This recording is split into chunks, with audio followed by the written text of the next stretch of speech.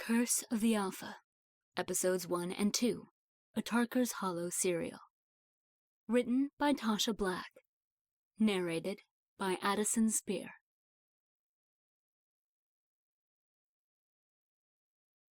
Chapter 1. Ainsley was having the dream again.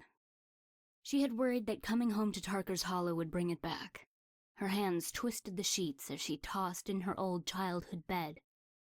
At the same time, she smelled the pine needles crunching underfoot as her dream self ran through the college woods. In the dream, she was always a teenager again. Brian Swinton, the new boy at school, ran a few steps behind her, laughing. Brian had just a few freckles on his cheeks that made you look at his eyes, his big, dreamy, hazel eyes. Once you were done with his eyes, which could be quite a while, you couldn't help but see how his t-shirt hugged his wide shoulders, and his Levi's hung from his narrow hips. And even though he was a new kid and quiet, he made Ainsley's heart beat loud, loud, loud. After school, he would walk her home, and sometimes Brian would try to pull her toward the woods, and Ainsley, who had always been a good girl, would sometimes let him. There they would kiss under the pine trees until Ainsley was dizzy and heated and pushed him away to run as fast as she could back home. He would call after her, both of them laughing. But the dream wasn't about one of those times. The dream was always about their last visit in the woods. In the quiet night of her parents' empty house, a more grown-up Ainsley thrashed in the sheets and tried desperately to wake up, but her traitorous feet carried her deeper into the woods, deeper into the dream. As she ran, her own laughter mingled with Brian's, close behind. At last, she stopped, whirled around and wrapped her arms around his neck, ready for a sweet, slow kiss. Instead, he spun them both around and pressed her back against a tree. He'd never done that before. Before she could react, he slid his hands gently down her ribcage and let his thumbs brush her nipples. Ainsley gasped as she took in the brand new sensations. Brian pressed his mouth to hers again and angled his whole lean body up against her soft one. She felt his heart pounding in his chest, and the hardened length of him throbbing against her hip. Her insides clenched in pleasure, and she deliberately pressed her breasts against his chest. He inhaled sharply and stilled for a moment, then devoured her mouth again, fists clenched in her hair now, his hips rocking that mysterious stiff bulge against her. In that moment, Ainsley felt a surge of awareness. Suddenly, she could hear every twig snap and every squirrel scamper in the woods. She could smell the wood shavings at the hardware store in the village and hear the train on the tracks in the city half an hour away, thundering toward Tarker's Hollow. What was happening to her? The sensory assault washed over Ainsley in a tidal wave until she felt that her heart could not keep beating. Even poor Brian Swinton, excited as he was, must have felt the change in her. He pulled away, panting. "What's wrong?" "I don't know," she said. I'm sorry, Tears welled in her eyes. "Listen, we don't have to make out, Ainsley. I know you have a lot of schoolwork, and you're a nice girl." From her bed, Ainsley wanted nothing more than to agree with him and walk away. But she knew that was useless. The dream would run its course. It always did. Teenaged Ainsley touched a cautious finger to Brian's lips, then cupped both hands around his familiar face, letting her thumbs brush over the freckles on the tops of his cheeks and staring into his hazel eyes. The smell of anxiety wafted off the light sweat on his brow. She ran her hands through his sandy hair and he closed his eyes. Her fingers traced the gentle swell of his biceps, and her nails raked slowly down his chest. He leaned into her hands, and she brought them back up to his face. "Being with you like this, it might just be my favorite thing," Ainsley breathed. Before he could respond, she grabbed his lower lip in her teeth and sucked down it gently. Something was building inside Ainsley, struggling to break free. Brian moaned softly. His hand cupped her breast, then worked its way down. He fumbled with the button of her jeans while they kissed. The sounds of the surrounding woods disappeared. Ainsley could hear nothing over the pounding of her own pulse. At last, the button gave way, and Brian slipped his fingers into the waistband of her cotton panties. There was a blur of movement, and a harsh growl. Then everything went black as the air filled with shrill, unnatural shrieks. Ainsley Connor finally opened her eyes in the safety of her old bedroom, her throat raw from screaming in her sleep. The dream was over, but the feeling of it still draped her like a thick fog. Any hope of rest was gone for the night.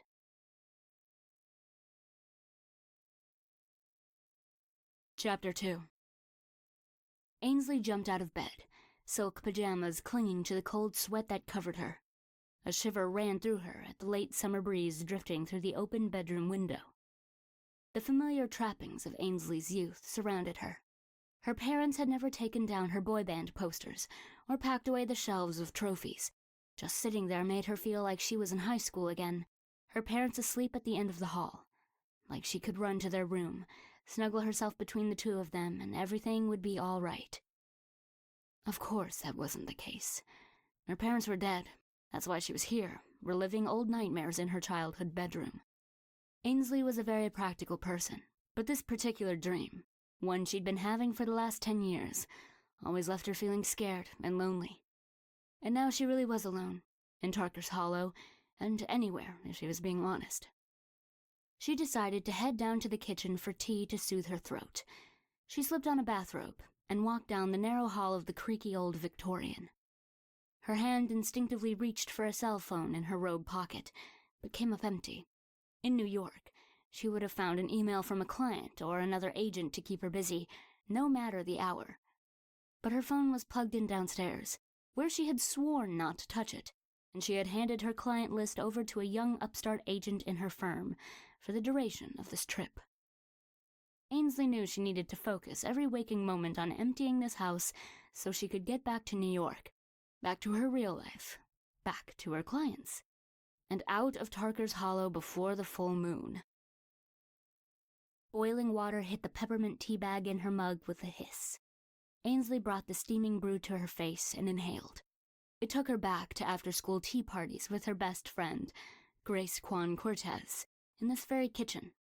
Ainsley set her mug on the round oak table, where it rested on a ring stain put there by so many previous cups. When Ainsley's parents died in the accident, Grace's parents had sent her a card. It read as though no time had passed since the day Ainsley left Tarker's Hollow at age 17 without looking back. In the card, Mrs. Cortez told Ainsley that she loved her, and they would always think of her as their daughter, and hoped she would think of them as her parents now. Mrs. Cortez also explained that they had set aside a bedroom for her. She could come home any time to stay, for as long as she wanted. Come home. The honesty had shattered Ainsley's frozen heart, and she'd immediately stuffed it in the bottom of her underwear drawer, unable to bring herself to throw it away.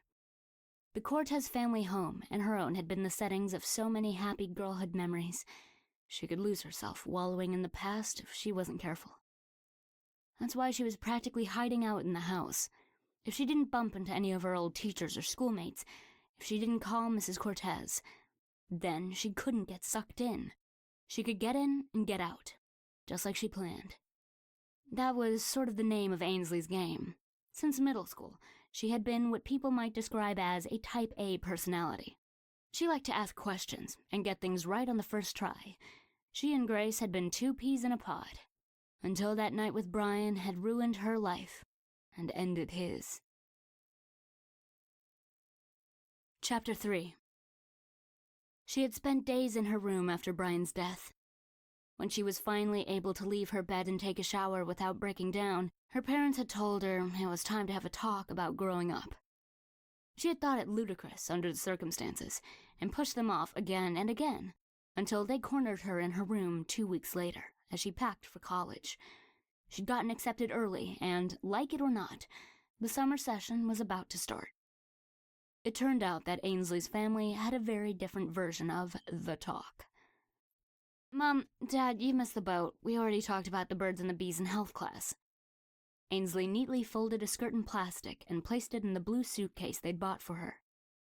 "I was thinking more about the wolves," her dad said. Ainsley froze, thinking of the growl she'd heard in the woods with Brian right before. "Ainsley, we knew we needed to have this talk with you before you went away, but we hoped you could have a little more time to enjoy your childhood. Most wolf cubs don't turn until they're in their 20s, her dad said. And we weren't even sure if... A look from Ainsley's mom made him reconsider finishing his sentence. Cubs? Ainsley swallowed and smoothed her hair behind her ears, a nervous habit. She began rolling another skirt. I know you're still hurting, honey, her mom whispered and reached to touch Ainsley's face. Ainsley cringed. The hurt look in her mother's eyes would be with her for a lifetime. Her mom withdrew her hand. No matter how you feel right now, it's important for you to learn as much as you can about being a wolf. It is who you are, and you're going to need to know what to do, she said. A wolf. There it was. Ainsley had always known she was different. She just didn't realize how different until that day in the woods. The day she had transformed into some kind of monster and killed poor, innocent Brian Swinton. Of course, she didn't actually remember that part. She had blacked out, mercifully. But Sheriff Warren said it looked like Brian had been mauled by a bear. It didn't take a rocket scientist. The realization of what she'd done hit her like a kick in the chest. Not to mention that you're very important to the pack, her father added. Her mother shot him that look again, like he'd said too much. Ainsley seized the opportunity. How am I important? Ainsley, our family has been a part of this pack for generations, her mother explained. Your grandfather led the pack as alpha, and now your father has that role. A lot of changes are coming to this town, Ainsley, Dad said, and we will need strong leadership to survive. Ainsley stared at her father in wonder. Is that why everyone in town is so friendly to you? I suspect it has more to do with my effervescent charm, but being the alpha doesn't hurt. Ainsley ignored his attempt at humor. Are they all werewolves? Not all of them, but yes, a lot of the people here are wolves. We don't use the term werewolf. It's a little offensive. Even monsters had to be politically correct, it seemed. And you are the leader of the pack? She asked. That makes it sound like the old Shangri-La song, but yes, I am the alpha. Ainsley thought about it. Her quiet father was always at the center of every party. Their friends came to him for advice. Underneath the old tweed blazers, his body was strong and warm. He could still sweep her up and throw her over his shoulder as a teenager as easily as when she was a little girl. His vision was excellent in spite of the decades in front of a computer, or with his nose buried in an old tome. And even the soft voice he used now vibrated with strength. She had never really thought about it. He was her father. He would always be big and strong and brave in her eyes, and she would always want to obey him and make him proud. There was nothing crude and animalistic in that. Was there? I believe you, Dad, and I need to leave. I can't be part of this. What happened was unforgivable. It's tragic what happened to Brian, honey, her mother said. Ainsley could tell she wanted to say more. He's not the last boy in Tarker's Hollow, Ainsley, her father said. Another wolf would be the best choice. Until now, I've held them back. Now that you know the truth, that can change. Ainsley had sudden insight into why the other boys had been so weird. Lately, she'd begun to actually feel the hungry stares she thought she'd been glimpsing for years, and hear the hearts pounding. When she turned around, they always cast down their eyes. She thought that was just how boys were, cowardly. Until the new boy had met her eye and gulped when she looked his way. Her heart turned to ice at the thought. The absolute last thing on this earth I want to date is another wolf. It's bad enough I can't get out of this. She paused. Wait, is there any way for me to get out of this? No, Ainsley, her father said. No, there isn't.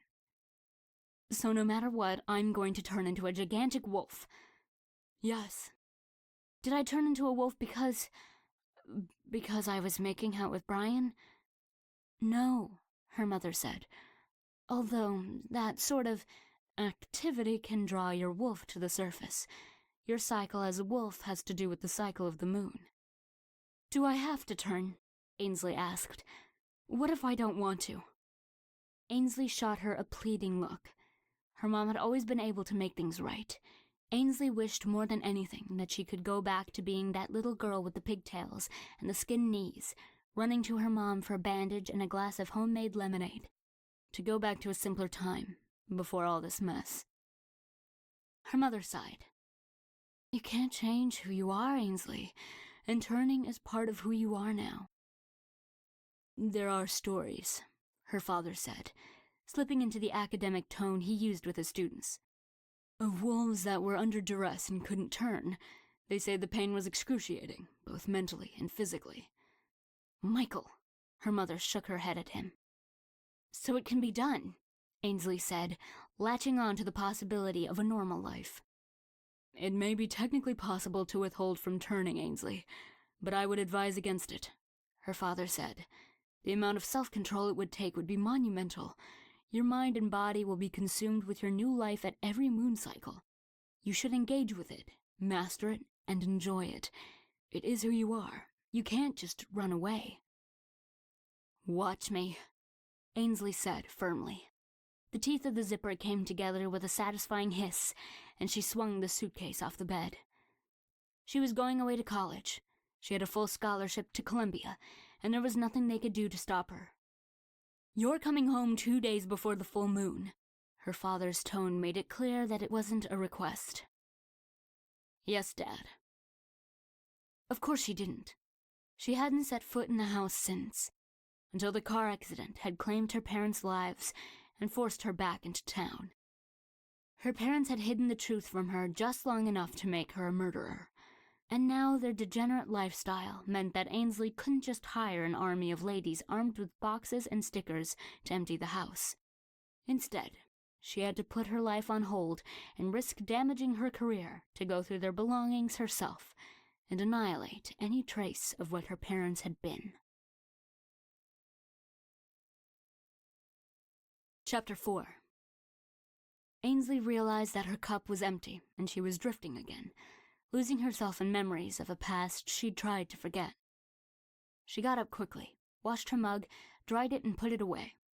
When she was satisfied that the kitchen was as tidy as when she'd come down, she headed back through the dining room and parlor to the stairs. As soon as Ainsley found herself back between the sheets, all her drowsiness was gone. She stared at the stick-on stars glowing on her ceiling, waiting for sleep to come. At some point, she must have drifted off. Chapter 5. The next morning, Ainsley woke early to finish sorting the pile of papers on the dining room table. She sat at the table sipping a mug of hot English breakfast tea. She couldn't bring herself to make coffee using the Keurig that perched on the kitchen counter. Those little pods seemed insulting, to her and to the coffee. She set aside any invoices and receipts related to her mother's hardware store. Those would be for the estate attorney to worry about.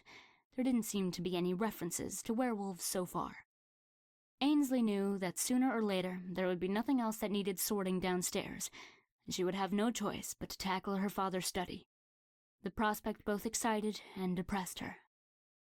Michael Connor had a perfectly wonderful book collection. Its volumes included all the classics of Russian literature, from Tolstoy to Turgenev. He had them all. In most cases, he had multiple copies. There were dog-eared paperbacks with copious notes in his careful handwriting. Those had sentimental value and would find their way onto Ainsley's own shelves. There were also hardbacked volumes in shining leather and in paper jackets, some in the original Russian, some translations. Some were gifts from her father's students and colleagues. A few were even yard sale finds, which he bought and gave away if he found the translation acceptable. And then there were the rare gems. A few of them she would recognize on sight, because she had been with him when he bought them. Each was worth thousands, or even tens of thousands. Michael Connor hadn't believed in locking away rare books. They lived among the rest of his collection. Ainsley recalled the way he used to pull out a volume to pore over it, noting slight differences in the translation. She had even seen him caress their spines in passing, with an unconscious tenderness, the way he had sometimes tousled her hair when she was little. Unless he had made an inventory that she hadn't found yet, Ainsley had no idea which books ought to go to the library sale and which should be sold at auction.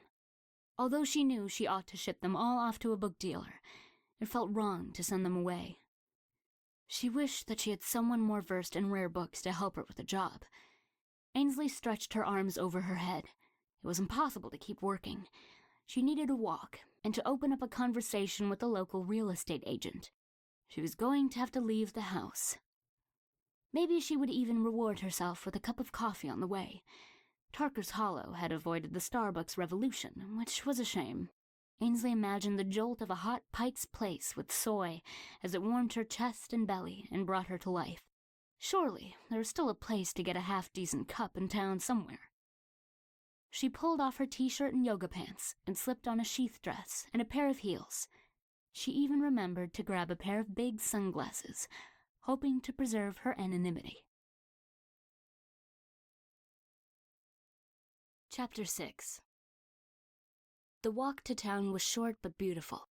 Tarker's Hollow had a shade tree committee dedicated to maintaining the glorious canopy of maples and oaks that met over the streets, dappling the old sandstone sidewalks with soft green shadows. Each house she passed belonged to a character from her youth. Sadie Epstein Walker squatted in her garden across the street, big floppy hat and sunglasses in place, harvesting late summer roses just like she had when Ainsley was in high school. Was she a wolf? Ainsley studied her back, trying to decide. When Sadie turned, Ainsley shifted her gaze straight ahead and sped up her walk. A few houses down, Mrs. Hooper's bicycle still sat on her front porch, even though Mrs. Hooper must be 70 by now. As she turned the corner onto Elm, she could hear a few cars a block away on Yale Avenue. All the streets in town bore the names of either trees or colleges. There was a gorgeous garden in front of the post office, and even in late summer, plenty of flowers were in bloom. She turned the corner onto Yale and passed the flower shop, the toy store, and some new place that sold eco-friendly home decor. Then there it was, the hardware store. There was a lump in her throat when she saw the old sign was still in place. Selling her mother's family store had been really hard for Ainsley. She remembered how her high school history teacher, Mr. McGregor, had approached her at the funeral.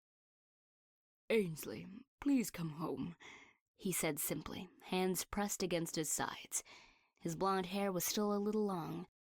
All the girls at Tarker's High, when Ainsley had been there, mooned over him. "Mr. McGregor, thank you for coming. Can we please talk after the service?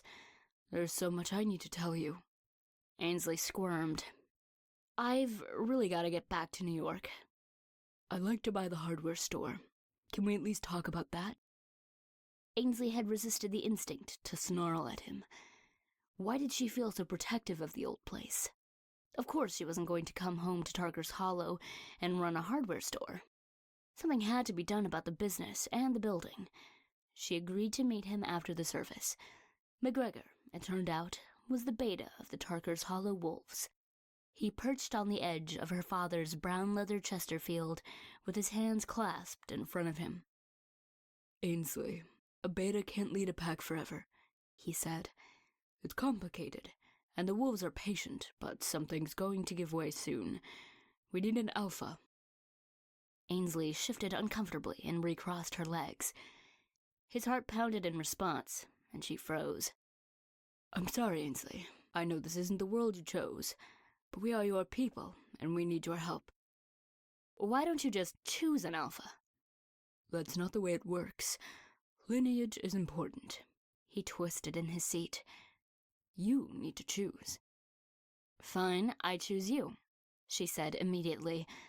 "Does that fix everything?" He swallowed. "Do you know what it means for you to choose?" You become alpha, right?" "The only way for an alpha to emerge is for you to choose a mate." Oh, Jesus. She studied the face of the teacher she'd fantasized about in high school. He was gazing miserably at her and sweating a little. The scent of his growling arousal was overpowering. A soft, golden haze formed around him. The creases at the corner of his eyes disappeared and his shoulders broadened. What the hell was going on? "So, if we just..." she whispered. His eyes widened, and he leaned toward her hungrily. The thundering of his heart vibrated through her whole body as her own pulse struggled to match its rhythm. His face had gone from mildly attractive to dazzlingly handsome. He looked like a young god.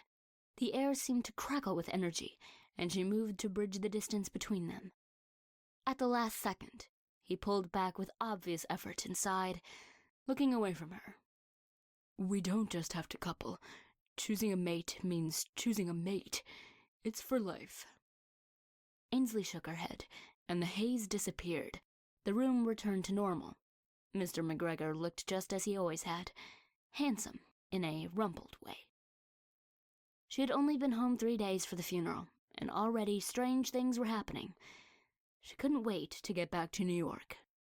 Sorry, Mr. McGregor, she said. I'm not interested in choosing a mate. I know you're not, and even if you were, I shouldn't be on your list. He smiled ruefully. There are several promising candidates, and one in particular your parents hoped you would choose. Her parents had a mate in mind for her? Lovely. Okay, I'll bite. Who's the lucky guy? Eric Jensen. Ainsley swallowed. The thought of Eric Jensen always made her feel a twinge of regret. Eric had been her best childhood friend. When the boys in school decided that girls were dumb and couldn't play in the woods, Eric had stubbornly insisted that Ainsley Connor was super neat and that they would kick her out over his dead body. He'd won out over the other kids, and Ainsley was allowed to keep her place by his side. By 3rd grade, they had ruled the woods and creek and even built a massive tree fort, just the two of them. But when the school labeled Ainsley as gifted, she had been pulled out of their shared classes. The extra homework cut into her playtime, and she found herself spending more time with Grace Kwan Cortez and her studious, less outdoorsy crowd. She never exactly had a falling out with Eric, but by middle school, Ainsley realized that not only did she not hang out with him anymore, he wouldn't even look at her when they passed in the halls. By high school, he was really handsome. His strong jaw contrasted with soft, dark eyes that were framed with long lashes. His hair was so dark it was almost black. He wore a black leather jacket that Ainsley secretly thought was pretty cool.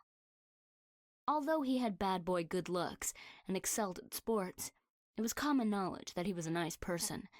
He even headed up a group of boys who would shovel out the senior citizens around the town in the frequent winter storms. Realizing now that Eric Jensen was the man her parents wanted for her gave Ainsley a pang of longing. At 10 years old, Eric had shown her more respect and kindness than any man she'd ever met.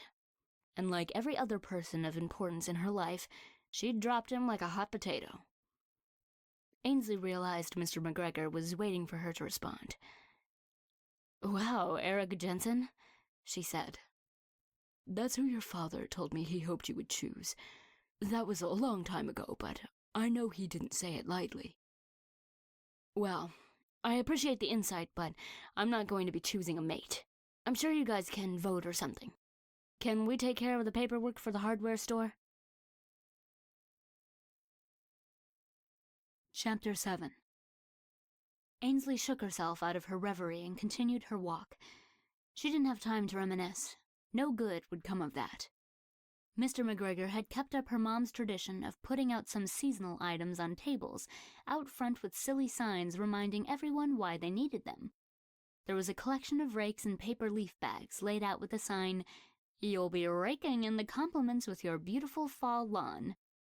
McGregor clearly did not have her mother's wit, but she was glad he tried. She caught a glimpse of him grinding a key for Patty Lovelace, one of the local real estate agents. That reminded her that she had better stop by and talk to Charlie about the house.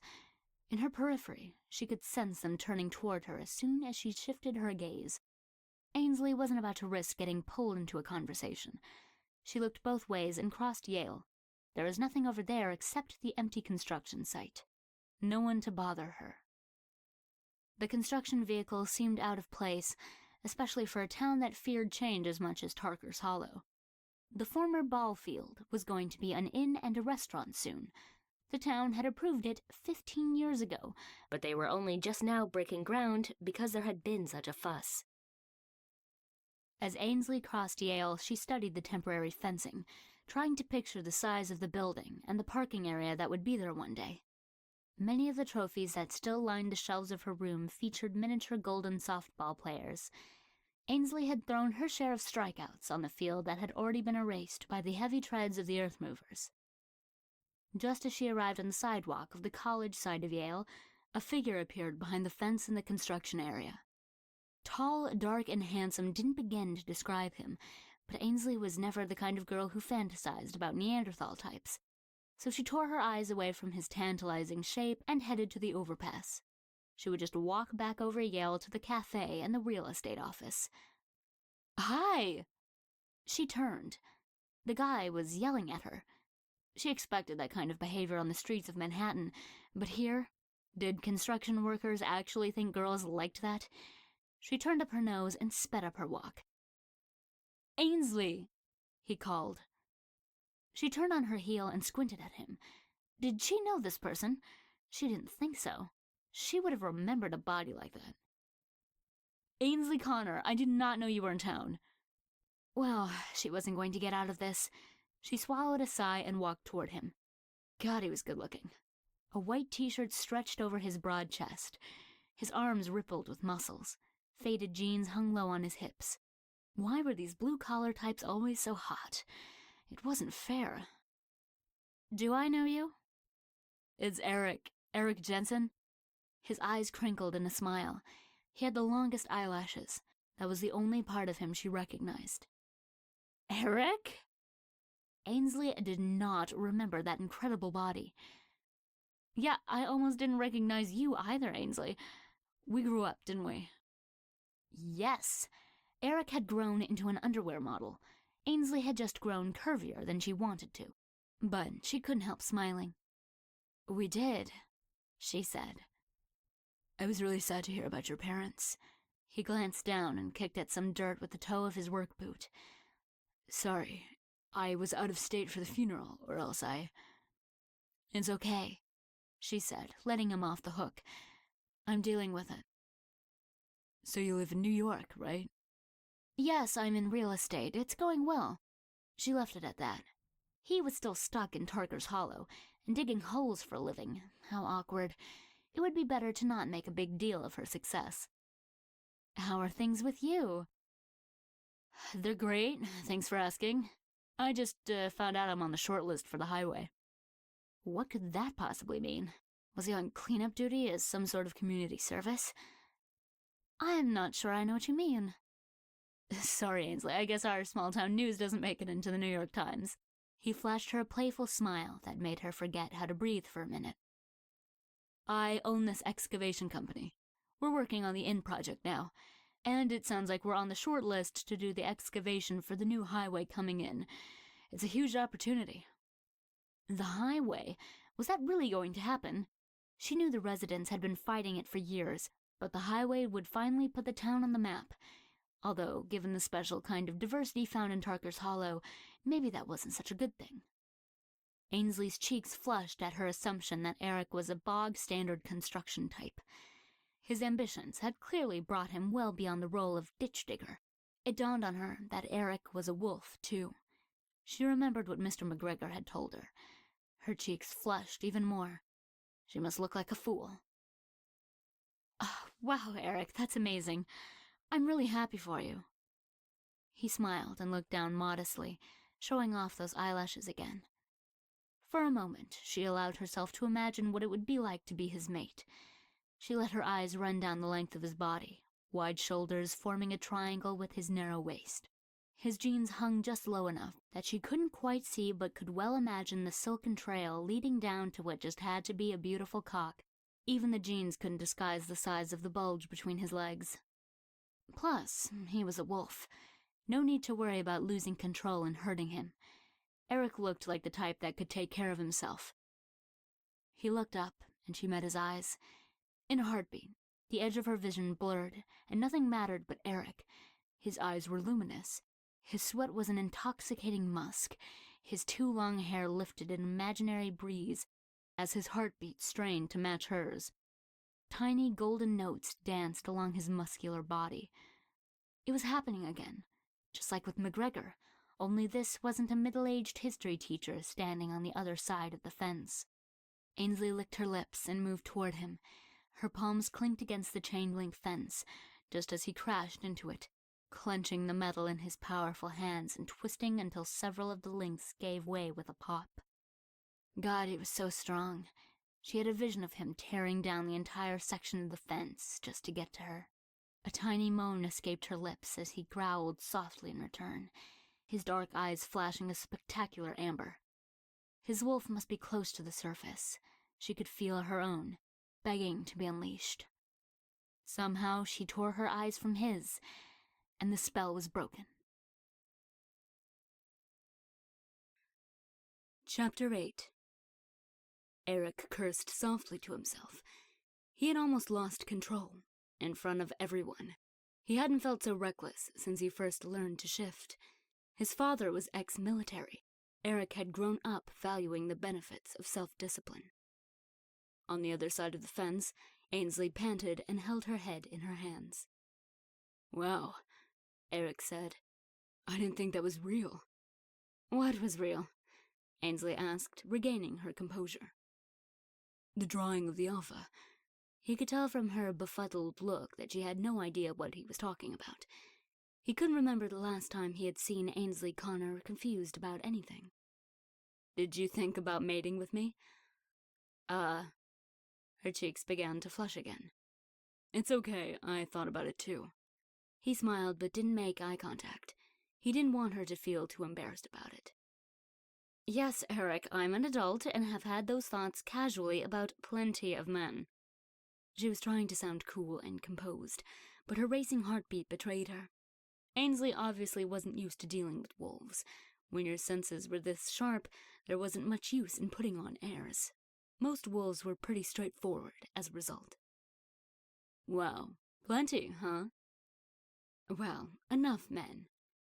A hint of a smile danced around the corner of her mouth. "Did something crazy really just happen then? Because of who I am?" "Yes, I always wondered if that part was fairy tale. I guess not." He scaled the fence and landed next to her in a fluid motion. Her closeness was almost intoxicating, and he could feel heat radiating from her in waves. He had to try very, very hard not to think about mating, not to think about her clawing her fingernails down his chest as he licked the spot where her neck met her collarbone. He could tell she was having the same problem. "Let's not go down that road again," he teased, letting out a long breath. "So what's the drawing of the alpha?" she asked. "A wolf can't become alpha without a mate. There's no room for lone wolves as pack leaders. All wolves have the potential to be an alpha, but most never get a glimpse of it.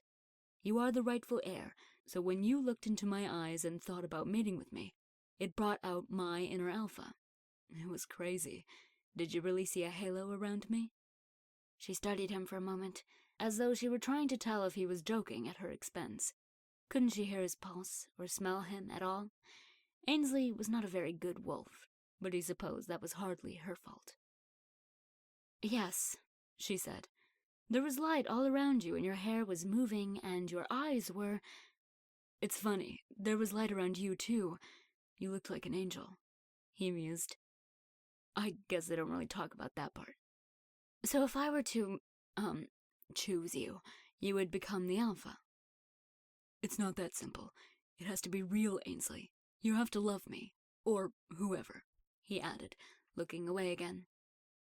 Eric wondered how any small-town wolf from Tarker's Hollow was ever going to convince Ainsley Connor to fall in love. He remembered her stubborn determination, even as a child. The pack might be in more trouble than anyone suspected. He wished Ainsley's dad were still around. Michael Connor would know how to handle all of this. He always did. They stood in silence for a moment. "I guess I should go. I need coffee, and I have to see Charlie about getting the house on the market." She let out a sigh that would have escaped normal ears. "You must miss your dad so much." The words were out before he had a chance to think. He could tell Ainsley wasn't as okay with everything as she pretended to be. Tears welled in her beautiful eyes. What an asshole. "It's just, I know it's tough. He tried to recover. My parents have been gone for a few years now, and... Oh, Eric! A shocked look crossed Ainsley's face. I had no idea. I'm... to Florida. He cut her off. Could he possibly mess up this conversation anymore? My parents moved to Florida when my dad's military pension kicked in, and I had to deal with clearing out their old place. Oh, I thought you meant... They stared in awkward silence for a moment, Eric unsure what to say next. Then Ainsley laughed. It was a full, throaty laugh that made him think of church bells, and Eric thought he might do anything in the world to hear that sound again. Can I walk you over? Eric asked, feeling relieved. Ainsley shook her head. No, thanks, I'm fine. They both smiled. He wanted to hug her, but it felt too intimate, and she probably didn't want his sweat and dirt all over her dress. Listen, Eric said, I don't want to offend you, but are you staying in the house alone? Yes. Ainsley, everyone in town knows who you are. You might get unwanted visitors. You think there's anyone who wants to be an alpha so much they would tie me up and tell me to think about mating? I think there are plenty of men who would try to convince you in a nicer way. He bristled at the idea of the other young wolves in town, and what they might do to try to work their way into Ainsley's good graces. The thought made him want to punch someone. Why? He had no claim to Ainsley. Why did seeing her again after all these years make him feel like this? Most likely it was an after effect of what had happened, or almost happened, between them a few minutes ago. But Eric thought it might be something more than that. He sensed Ainsley stiffen at his words. Whatever it was, she felt it too, and she obviously didn't like it for some reason.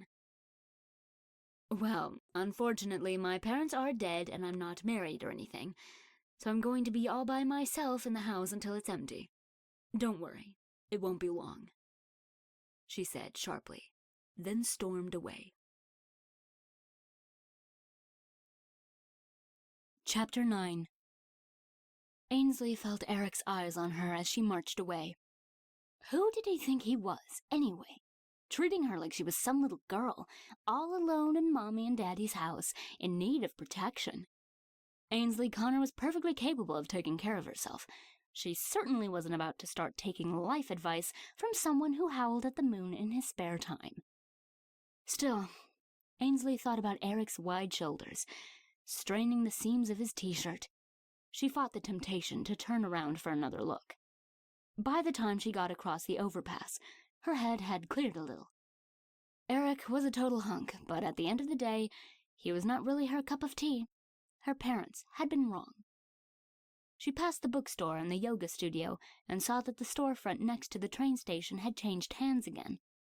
Its awkward triangular shape had hosted an endless parade of boulangeries, cheese shops, and frozen yogurt parlors.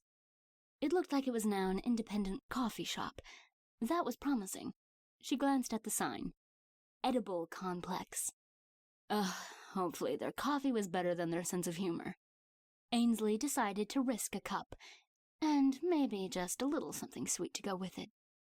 She pushed open the door to a wave of cool air, rich with the scent of fresh coffee. Her shoulders went down an inch in relief. A chalkboard by the counter listed the coffee choices. The pastry flavors were labeled with a wax pencil on the glass of the case. Pretty decent spread. The boy at the counter swallowed when he saw her. Hi, what can I get for you? He didn't look familiar, but he was pulling that thing where he stared while she looked at the menu and then looked away when she turned to make eye contact again. Stupid Tarker's Hollow. Soy latte, please. She turned to look around while he steamed the milk. The dim room was filled with small wooden tables and sofas. It seemed to be a popular spot for college students, a relief since they were mostly passing through, not wolves in residence.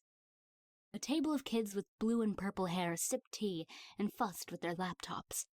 An awkward couple on a vintage sofa pretended to look at their iPads while it was clear each wished it was a regular date, not a homework date. At the table by the window, a man read a book. A real book, not some electronic device. Ainsley squinted to see what it was, but the angle was wrong. The man holding it was hot, though. No, that wasn't quite right. He was handsome. He was too refined to be described as hot. He was just Ainsley's type. Soy latte, the kid called out, as though she weren't the only one standing at the counter. Anything else? No, thank you. Ainsley's mood for a treat was ruined. She wouldn't want the man with the book to think she was the type of person who ate pastries in the middle of the day for no reason, even if she was never going to see him again. She used a napkin to wipe the stray drips from the sides of the cup, then headed toward the window. If she could just grab a seat close to the book guy, she'd be able to see what he was reading. She wiped down a table catty-corner to his and took a seat. The heavy oak chair clattered on the pine floor as she pulled it out, causing him to glance in her direction. Bright blue eyes in a finely chiseled face, crisp white tailored shirt, and longish blonde hair that was too well styled to be cut anywhere in Tarker's Hollow.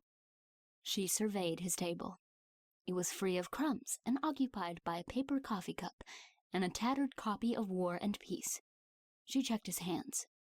No ring, manicured nails. An understated Breitling watch peeked out from his shirt cuff, trying not too hard to draw attention. Her eyes were drawn back to War and Peace in wonder. Have you read it? His eyes crinkled when he smiled. Of course she had. She read it every fall. It was her dad's favorite, and eventually hers as well, though she'd gone through a rebellious Dostoevsky phase. It's my favorite book. That didn't sound too desperate. Join me, he said, if the table seems clean enough. She studied him again. He was certainly not from Tarker's Hollow. He raised an eyebrow and her stomach did a little flip-flop. She grabbed her clutch and her latte and stepped to the table. He stood up immediately and pulled out her chair. She couldn't decide if the gesture was sincere or ironic, and frankly didn't know which she would have preferred. So, what brings you to Tarker's Hollow? It sounded like he was going through niceties by rote. I could ask you the same, she said. A local, eh? I've been here 6 months and I haven't seen you. I would remember. I was born here, grew up here, went away to college, then got a job in New York, and now I'm back here to close out my parents' estate. An economical biography. It's nice to meet a fellow New Yorker, he said. You're from New York? Not originally, no, but I teach Russian Lit at NYU. I'm at Tarker's Hollow College on sabbatical, and doing a few lectures here and there to earn my keep. Ainsley pursed her lips. What's wrong? He asked. My dad was the chair of the Russian Lit department at Tarker's Hollow. His eyebrows lifted. Michael Connor. He was a legend in the field, he said. He was the whole reason I came to study here. You probably know more about this book than I do. I'm Julian Maggie. Ainsley smiled. It was gratifying to think that someone could admire her dad for something other than being the president of the furry monsters. Nice to meet you. She extended her hand. Ainsley Connor. His passing was sad news for us all. He took her hand and looked into her eyes. She was waiting for something weird to happen, for her sentence to heighten, for haze to appear around him, for the roof of the coffee shop to cave in. Nothing. Except for his gorgeous blue eyes, which were doing a very straightforward kind of magic on her, and the corner of his mouth, delicate and sensual, which was curving upward.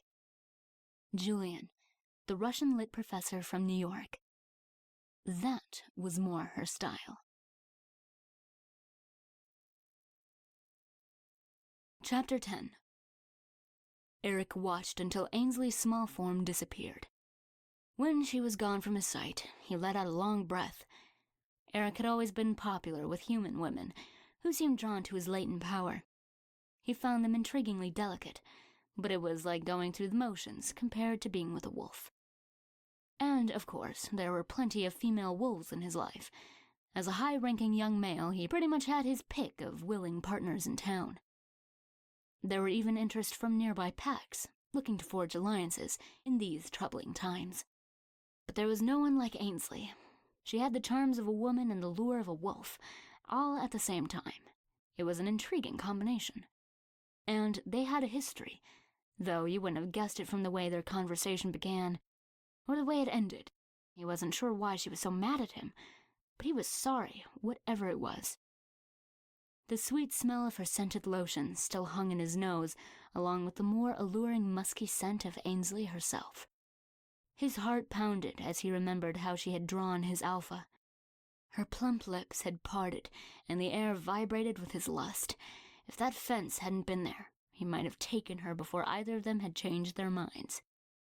He imagined what her soft little body might feel like in his arms. He would pin her down and latch onto her neck, burying himself in her exciting smell. Would she submit to him willingly like a human, or would she give him a little fight like a wolf? She was a wolf, after all, even though she pretended not to be. Eric had never seen something so strange. Why would anyone not want to be a wolf? Eric nosed the air, his own wolf searching for a last whiff. With a sigh, he reined himself in. Ainsley was a childhood friend and a pack VIP, and he wasn't the kind of guy to lose his focus, especially over a woman whose job was to choose the next alpha. He wondered idly what it would be like to be the alpha. The business was really taking off and work required most of his time. Eric knew he should hire a site manager, but he liked to be on the job himself, making sure the work was done to his standards. Plus, his wolf felt happiest outside in the fresh air. He would never have enough time to devote to pack business. On the other hand, having a hand in the inn and highway, he was in a unique position to help the town through some complicated transitions. They were set in their ways, but he knew the changes could be good for them, and they were a smart group. They would understand if he presented it properly. And to do it all with delicious, high-strung Ainsley Connor, warm and waiting in his bed, he would have to be crazy to not find that part appealing. He was sure she would choose an academic like her dad, and that was just fine. But there was no reason he couldn't spend some time with her. They'd been good friends as children, until middle school, when she'd gotten very serious about school and hooked up with Grace Kwan Cortez and the rest of the homework brigade. Ainsley and Eric had been drifting slowly apart when her dad had issued the decree that she was off limits. That sped up the process. Eric hadn't said more than a few words to her since. Until today. She said she wanted coffee. There was no reason he couldn't take his lunch over and join her. They'd have a cup and sort out their misunderstanding. It would be good to catch up, and maybe he could talk to her a little more about the coming changes in town. No matter who she chose as a mate, her opinion about the inn and the highway would be influential. With a spring in his step, he grabbed his messenger bag and called to Carl that he was heading out. His foreman gave a mock salute, and Eric took off at a comfortable jog. A city woman might drink her coffee fast. In moments, he stood in front of Edible Complex. He took a second to run his fingers through his unruly black hair.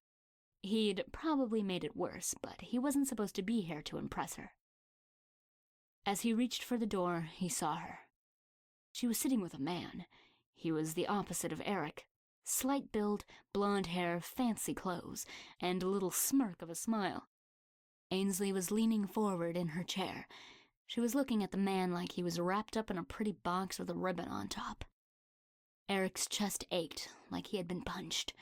He spun away from the door before she could see him and picked up his jog. Chapter 11. Ainsley took another sip of her coffee. It wasn't as bad as she had feared. "So how's the estate going?" Julian asked. "It's going fine, slowly. I'm hitting a wall about my dad's books." "What kind of a wall?" He leaned forward with interest. "He collected rare books, but he kept them with the rest of his books. Some of the books I know are valuable, but I'm having a hard time with the rest. I hate to ship them out and trust it to a book dealer, but I guess I'll have to." "Rare books are a hobby of mine. I would be happy to lend a hand." "Really?" "It would be my pleasure. When can I stop by?" "Today?" Julian laughed at her eagerness. I'm giving a talk at the college tonight, which I'm supposed to be preparing for now. He smiled at her conspiratorially. Oh, I see. Say, why don't you come to the talk this evening? It's open to the public, but I'm told that very few people ever attend. I'll see how the day goes. I have so much to do, she said lightly, knowing she needed to spend her time getting the house ready, but wishing she could spend more time with this man who seemed to share her interests. His hand shot out across the table to grasp her wrists. You'll come. Give me your phone. Ainsley was surprised to find herself slipping her phone out of her bag and handing it over. She immediately experienced the usual dread that overcame her whenever she let the phone out of her possession. But she played it as cool as she could and studied his smooth expression instead of craning her neck to see what he was doing. The talk is in your calendar and my number is in your contacts, he said, handing it back. Then I guess I'll see you tonight, Ainsley said, gathering her latte in clutch. It's a date. Ainsley stifled a grin and fled the coffee shop. Outside, the afternoon sun shone overhead, and it took a minute to adjust to the glare and the hot, thick air. Did that just happen? Had she really met someone interesting in Tarker's Hollow? As the sun warmed her hair and her shoulders, she allowed herself to picture him without the beautiful white shirt. How did a college professor have the money to dress like that anyway? Maybe he had family money. It had been a long time, maybe forever, since she'd had a thought about a guy in such an appraising way. He seemed too good to be true, and he was even from New York. Maybe they could see each other after this whole nasty Tarker's Hollow business was behind her. There was something dreadful about taking a risk with someone she might let herself care about. But she certainly didn't want anything to do with the slobbering wolf guys in town. She shivered at the thought of dating a dog of a man who would let himself be changed into a big matted thing every month. Half of them probably had fleas. Julian Maggie was certainly not a wolf. He was different from the one-note New York business types, too. A reader of Russian lit. He was smart and passionate about something she loved. And somehow, although she found him attractive, it wasn't a helpless, crazy attraction like she'd felt for Eric Jensen earlier. Maybe that would help her keep her wolf in check. Plus, he could help her sort through her dad's books. She felt a weight lift from her chest at the mere thought of it. Getting through the books meant getting out of Tarker's Hollow before the full moon. Ainsley considered her options thoughtfully and made the decision to surrender an evening working in the house in order to explore the option of a mutually beneficial relationship with Julian Maggie. Chapter 12. Ainsley was about to pull on her sunglasses when she noticed she had already reached the awning for the local real estate firm, C.M. Coslaw. This whole town seemed so much smaller than when she was a kid. Coslaw was small but very good. They knew the local market inside and out, and the owner, Charlie, who inherited the business from his dad, Charlie, was a kind, honest guy. Their sophisticated black sale signs were synonymous with Tarker's Hollow and the college town sales angle. As usual, they had pictures of a few homes up in the window. She stopped to glance at them. She recognized most of them. The Mongol dwarfs were selling their Victorian. That made sense. They were older and probably getting ready to move to the condos. She did a double take at the price. The Mongolsdorf's house was very similar to the Connors. Was the market here really that low? She shook her head and pushed open the door. Hi, I'm Susan. How can I help you? The desk agent was not someone she recognized. Blonde, petite, big smile. Is Charlie here? Ainsley asked. Sure, he's in the back. Susan enthused and trotted down the hall to find him. Is that Ainsley Connor? Charlie boomed from down the hall. Ainsley smiled and smoothed down her dress. He was headed right for her with that Andy Griffith smile, and she just knew he was going to hug her.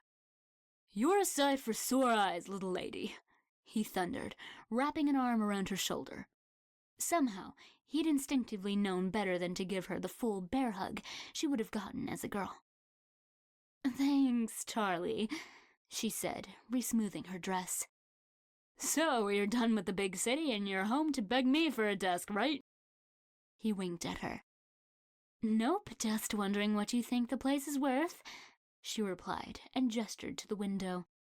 "I see that the Mangelsdorf's place is up, but the price—" "The recession was hard on us, and the Philadelphia area has always been modestly priced anyway," he explained.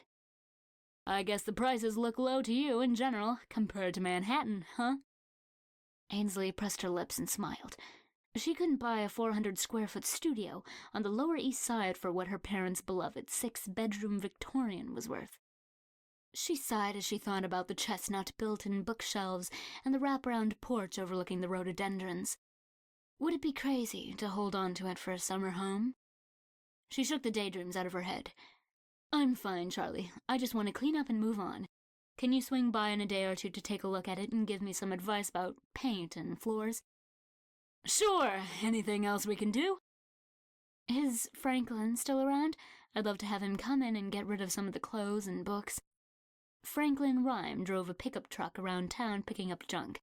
He donated what was useful to charities in the city and took the rest to the junkyard. Charlie shook his head sadly. "Frankie just retired again. This time it's for real. His wife's made him sell the truck." "You should go on neighborly.com. Susan chimed in from behind him. "There's a site for Tarker's Hollow. You can sell stuff and give it away. And it's not creepy like Craigslist, because it's only for our town." A troubled look crossed Charlie's face, but it passed quickly as he clapped Ainsley on the shoulder. "If you do that, keep in mind that real estate listings on the site are only local also, and once you put a house on there, you take the wind out of our sails for marketing purposes." Oh, he was afraid she would try to sell the house by owner. She'd been around the block enough to know she'd be leaving a ton of money on the table by doing that, and wasting precious time.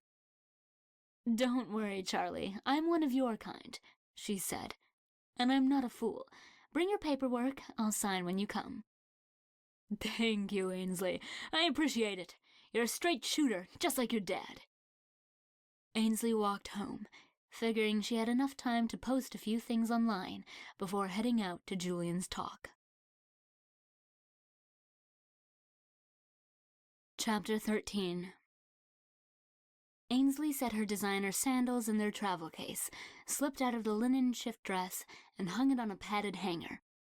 The yoga pants and Tarker's Hollow Timberwolves t-shirt she'd worn during the morning's work were folded neatly on the bed. She regarded them with a sigh. If she could get another 2 hours of work in, she would reward herself with a steamy bath.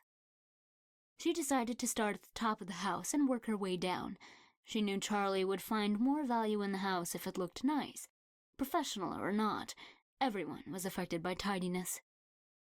Her parents weren't slobs, but the house wasn't show-ready, and of course things always got worse before they got better when you tried to empty 30 years of personal effects. She grabbed the radio from the kitchen counter and headed up the stairs. 2 hours later, covered in dust and sweat, Ainsley was ready to surrender. One of the closets had held boxes full of old photos, which she had added to the stack on the dining room table. She'd already brought down 4 bags of clothes for Goodwill and a couple of chairs. The bedroom now had just the right amount of furniture for staging and were free of personal items. Except that, somehow, there was a gigantic dresser, roughly the size of an elephant, which she could not budge to save her life. It looked like the kind of thing her parents would have picked up at a jumble sale, but of course, she couldn't envision anyone actually picking it up. And the idea of getting it down the stairs was terrifying. The plaster lathe in these houses was pretty sturdy, but once you cracked it, the mess was terrific, and you needed someone who knew what they were doing to patch it up. After a cold drink of water, Ainsley stood with her laptop at her counter and pulled up neighborly.com. She chose a username and password, and then posted that she needed help moving and disposing of a gigantic dresser. Hopefully, someone would write back tomorrow. A smile spread across her face as she anticipated how the hot bath was going to feel. She padded into her childhood bedroom and began removing her jewelry. Impulsively, she pulled out her iPhone and looked again at the calendar entry. Scott Hall, 7:15 p.m. Laughing at herself a little, she peeled off the t-shirt and yoga pants and placed them in her old pink hamper. Then she pulled out the band of elastic that held her ponytail in check and let her hair cascade down her back. In high school, she had wanted curls, but nowadays her long straight hair was in fashion. She kept it up for work.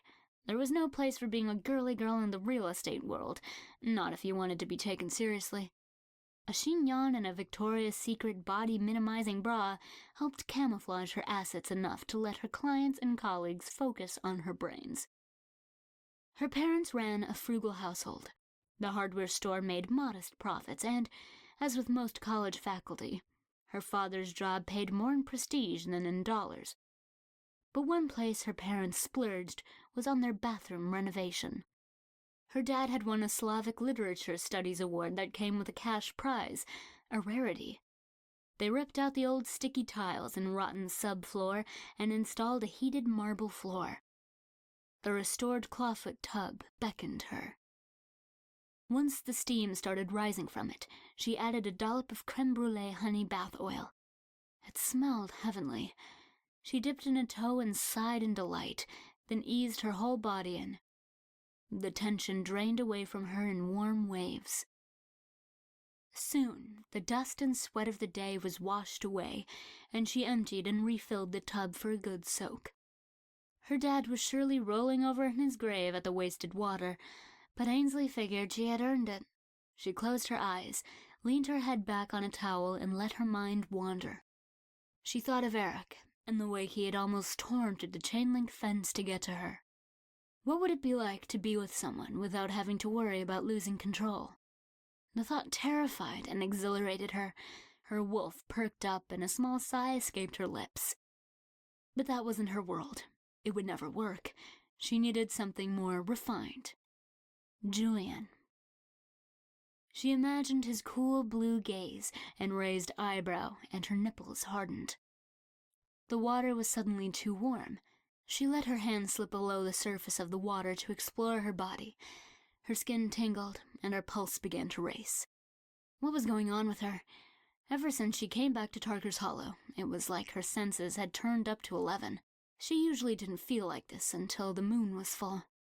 She certainly couldn't show up to Julian's talk in this frame of mind. There was no telling what she would do. She slipped her hand lower, deciding to take the edge off a little. Just then, the doorbell rang.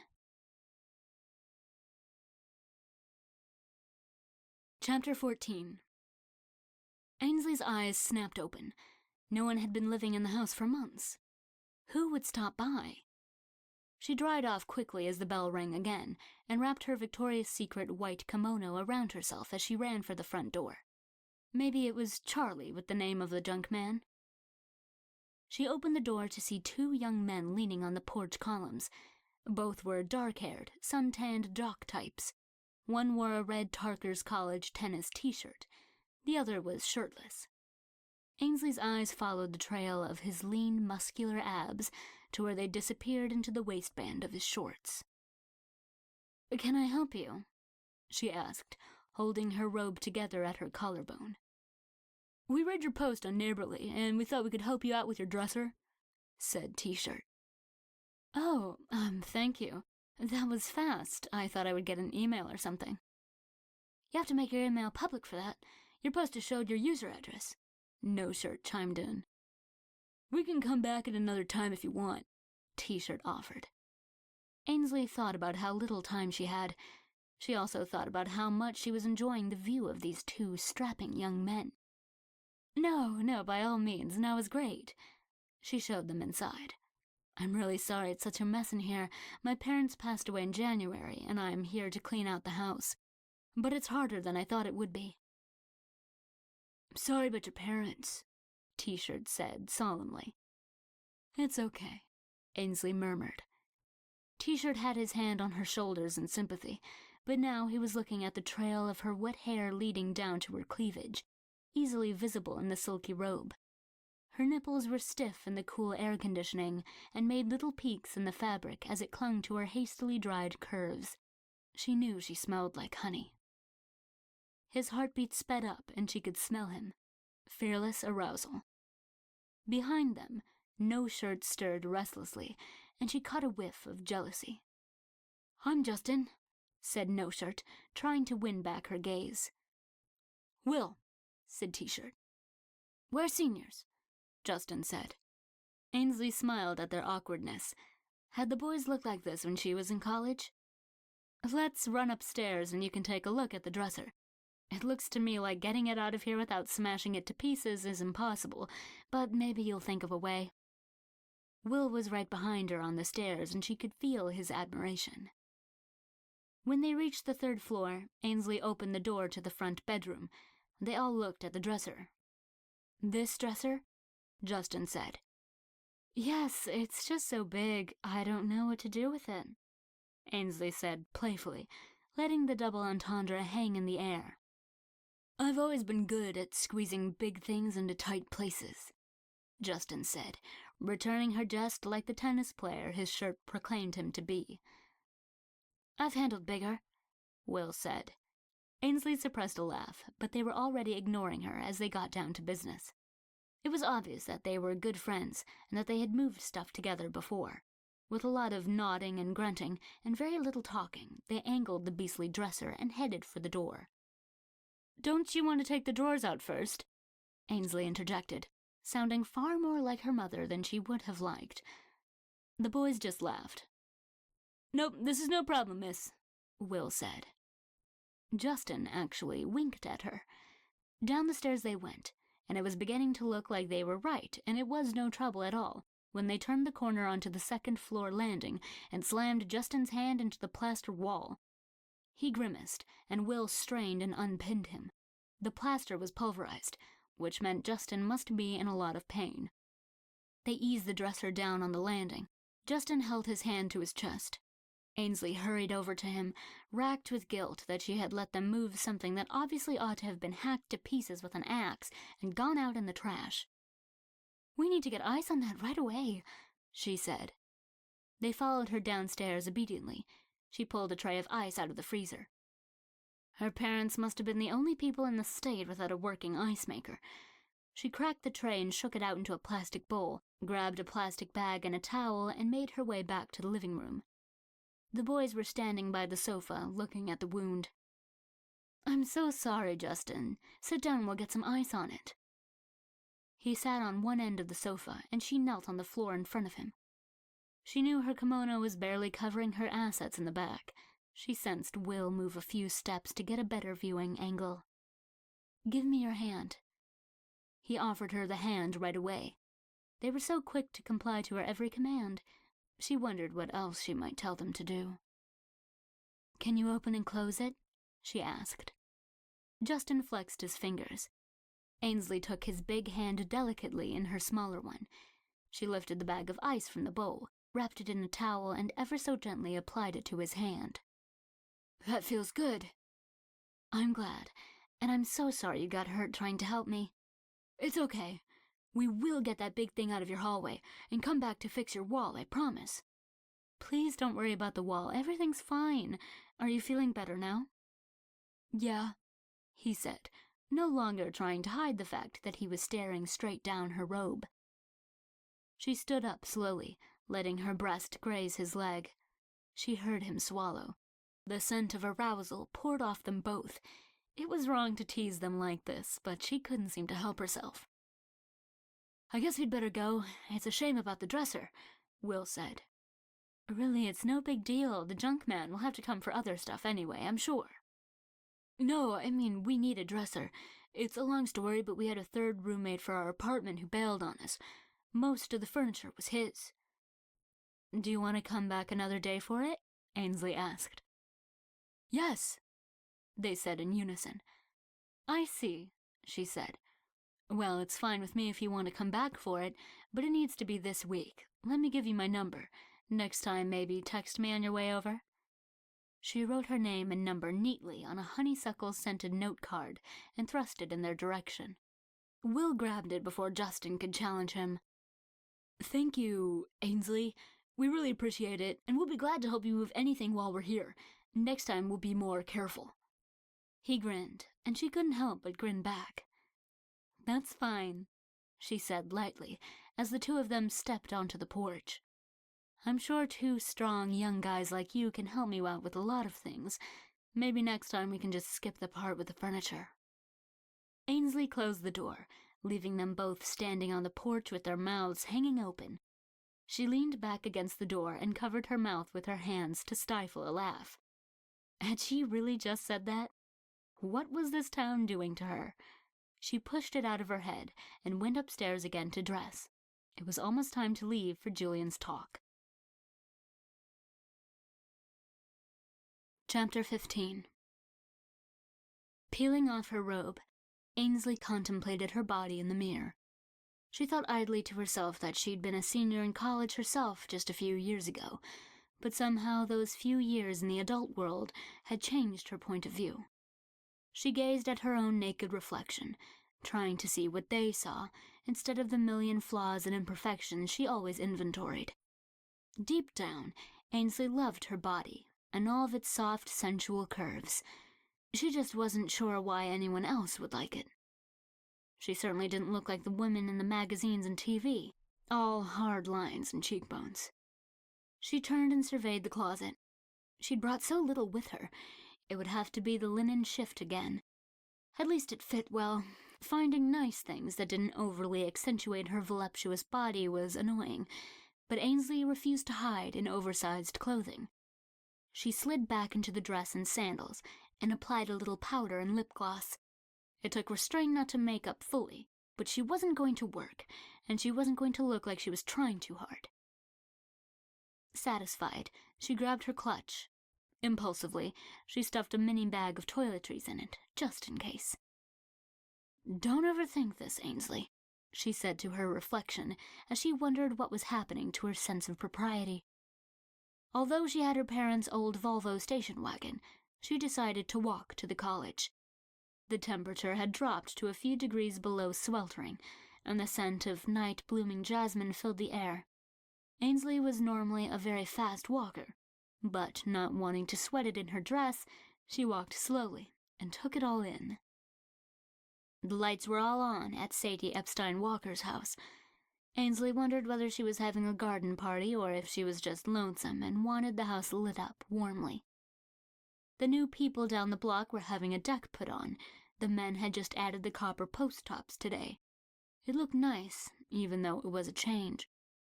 She crossed Yale and passed the construction site where she'd seen Eric earlier.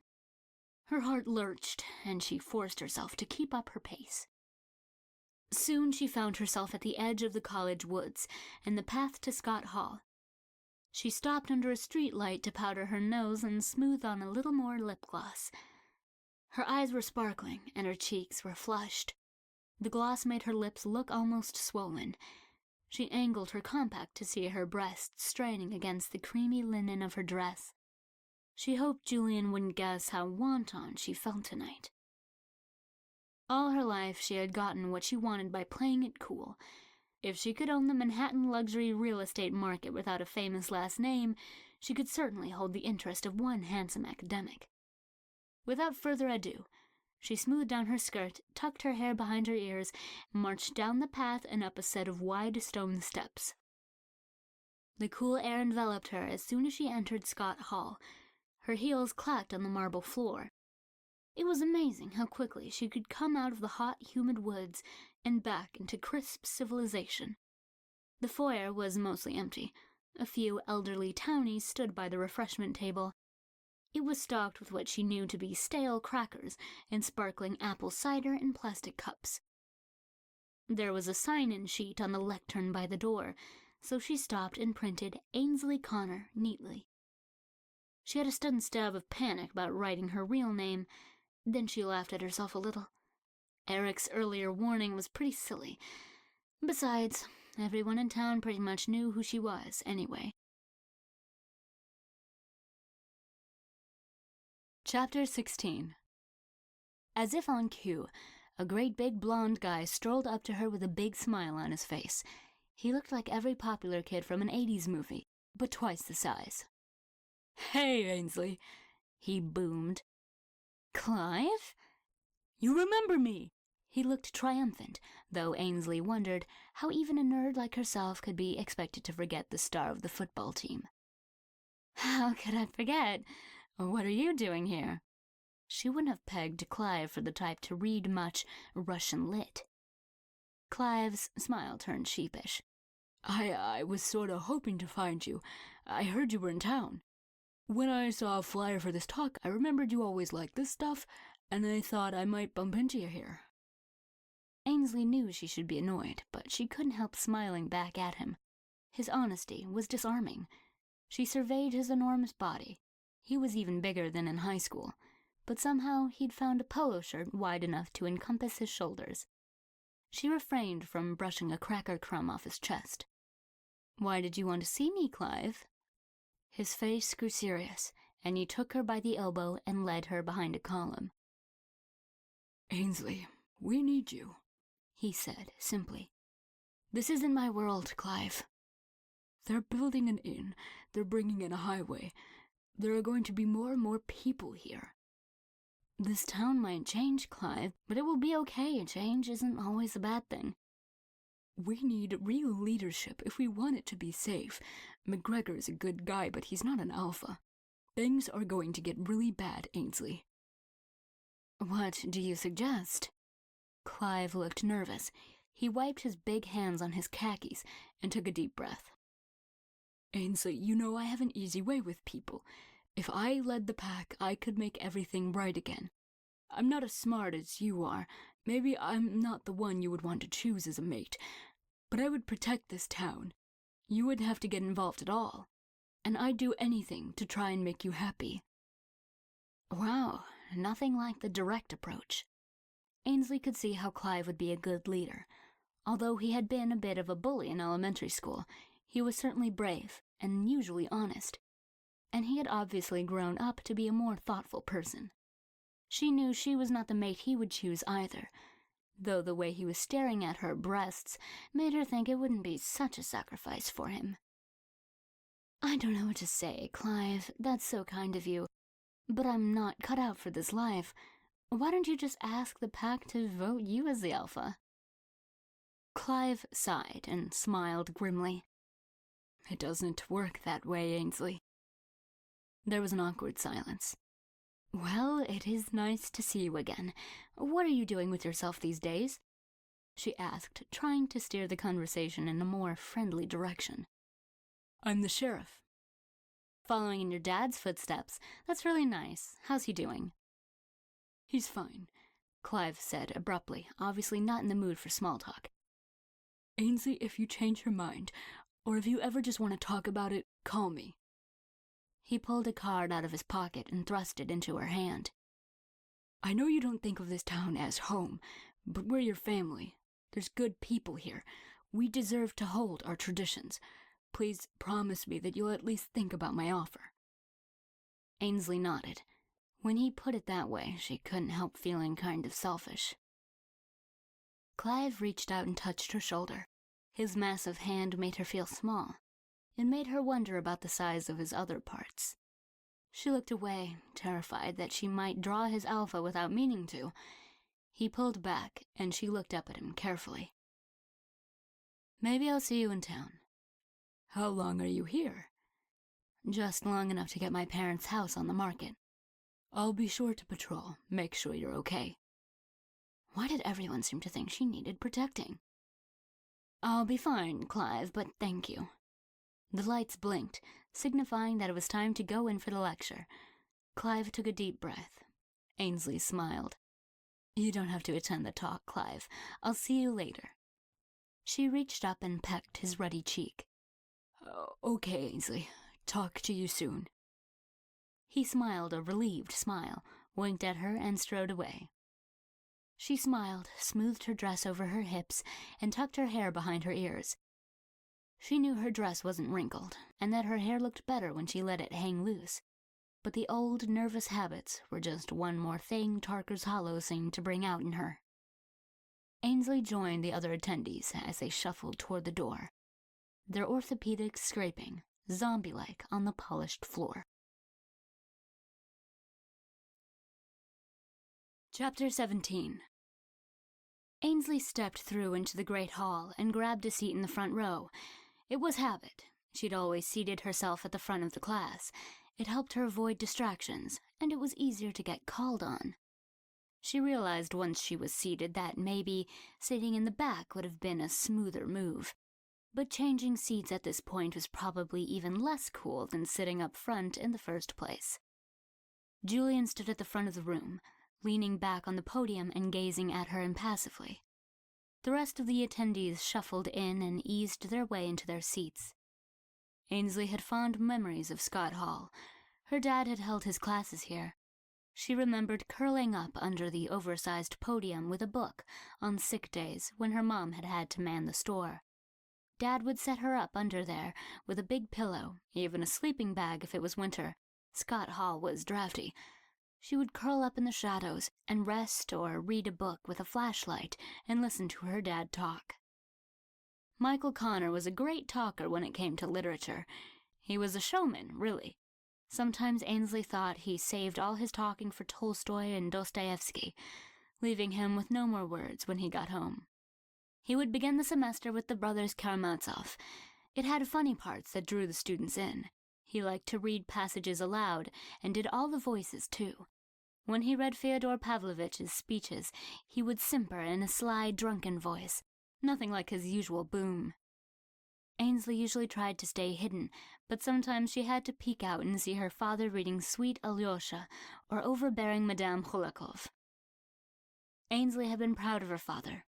She knew that he was very good at making the scruffy college kids pay attention and read their books, and he made them laugh, too. Some of the girls laughed a little too hard and clutched their books against their boobs in a way that made little Ainsley inexplicably angry. But her father just smiled kindly at them and treated all of them the same. It wasn't until she was older that she realized he was one of the most distinguished Russian lit professors in the country. Important contemporary Russian novelists would visit the school, hoping to gain his favor. Her father's opinion of them, whether he chose to publish about them or even just add them to the syllabus, meant something. A brief squeal of feedback from the mic jolted Ainsley back to the present as Carol Lotus from the Russian Lit department stepped forward. "Welcome to our talk on War and Peace with visiting Professor Julian Maggie," Carol said in her quavery voice. "Dr. Maggie has just published a new look at this classic, entitled A Sleight of Hand, The Magic of Tolstoy. He is here today to share his thoughts on an old favorite." Julian stepped forward with a half-smile. "Who here has read the book?" he asked sternly. There was a pause and a rustling as most of them raised their hands. "I see," he nodded. "And who here has read it in the last 20 years? Ainsley glanced around. All the hands went down except hers and Carol's. Julian smiled. "Then let's begin by remembering the story, and all those names." Everyone laughed. Julian began slowly retelling the familiar story. Counts and princesses, Rostovs and Bezuhovs and Bolonskis, wooed and wed and fought and schemed. They made assumptions and learned better.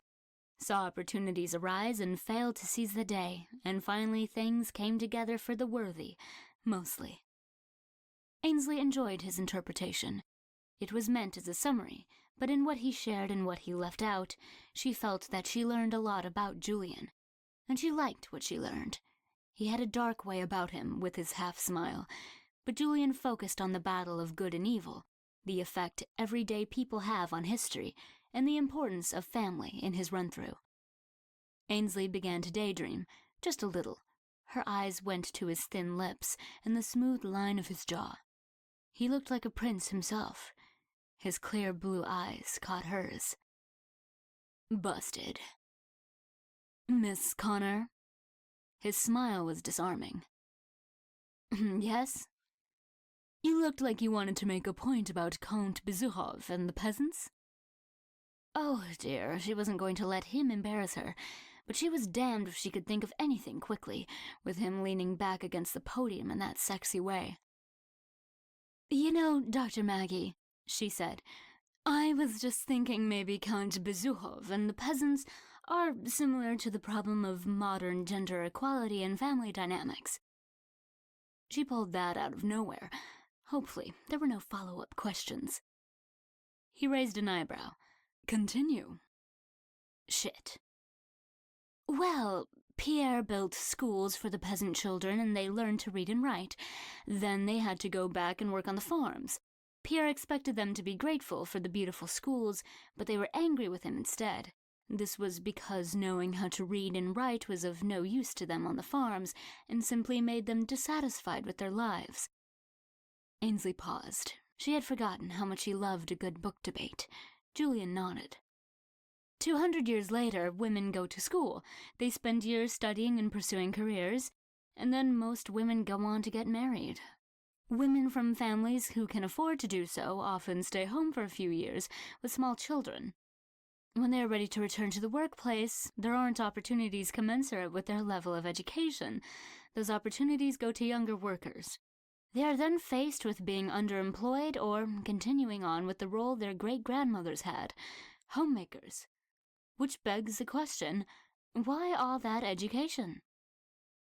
You could hear a pin drop. Ainsley knew her theory had about 1,000 holes in it, plus she was pretty sure it was offensive, though she couldn't decide if it was the women or the peasants who should have been most offended. So you're asking what's the point of having an ability if you don't use it? Julian asked. I guess I am. Although, when he put it that way, it hit a little too close to home.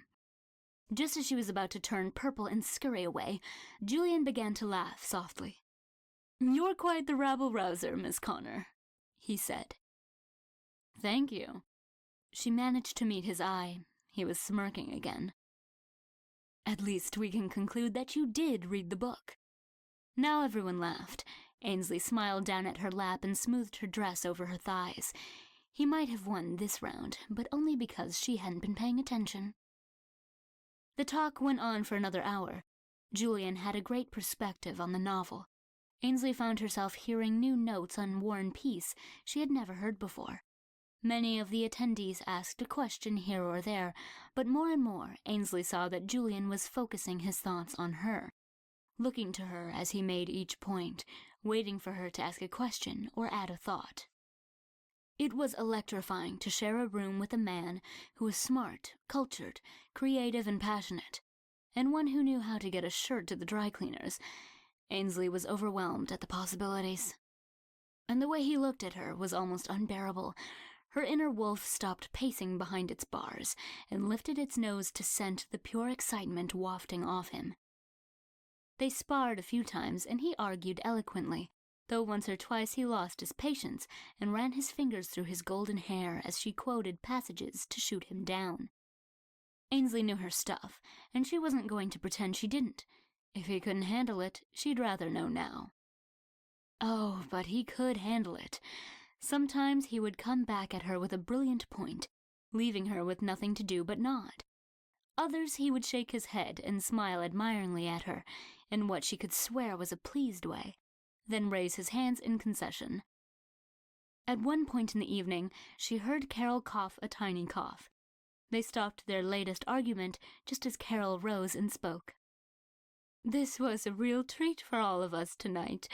For anyone here who didn't know it already, I'd like to explain that Miss Connor in the front row is the daughter of the late Professor Michael Connor. A murmur rippled through the crowd. I think you'll all agree she is cut from his cloth. I don't know when we've had a more spirited discussion at one of our campus talks.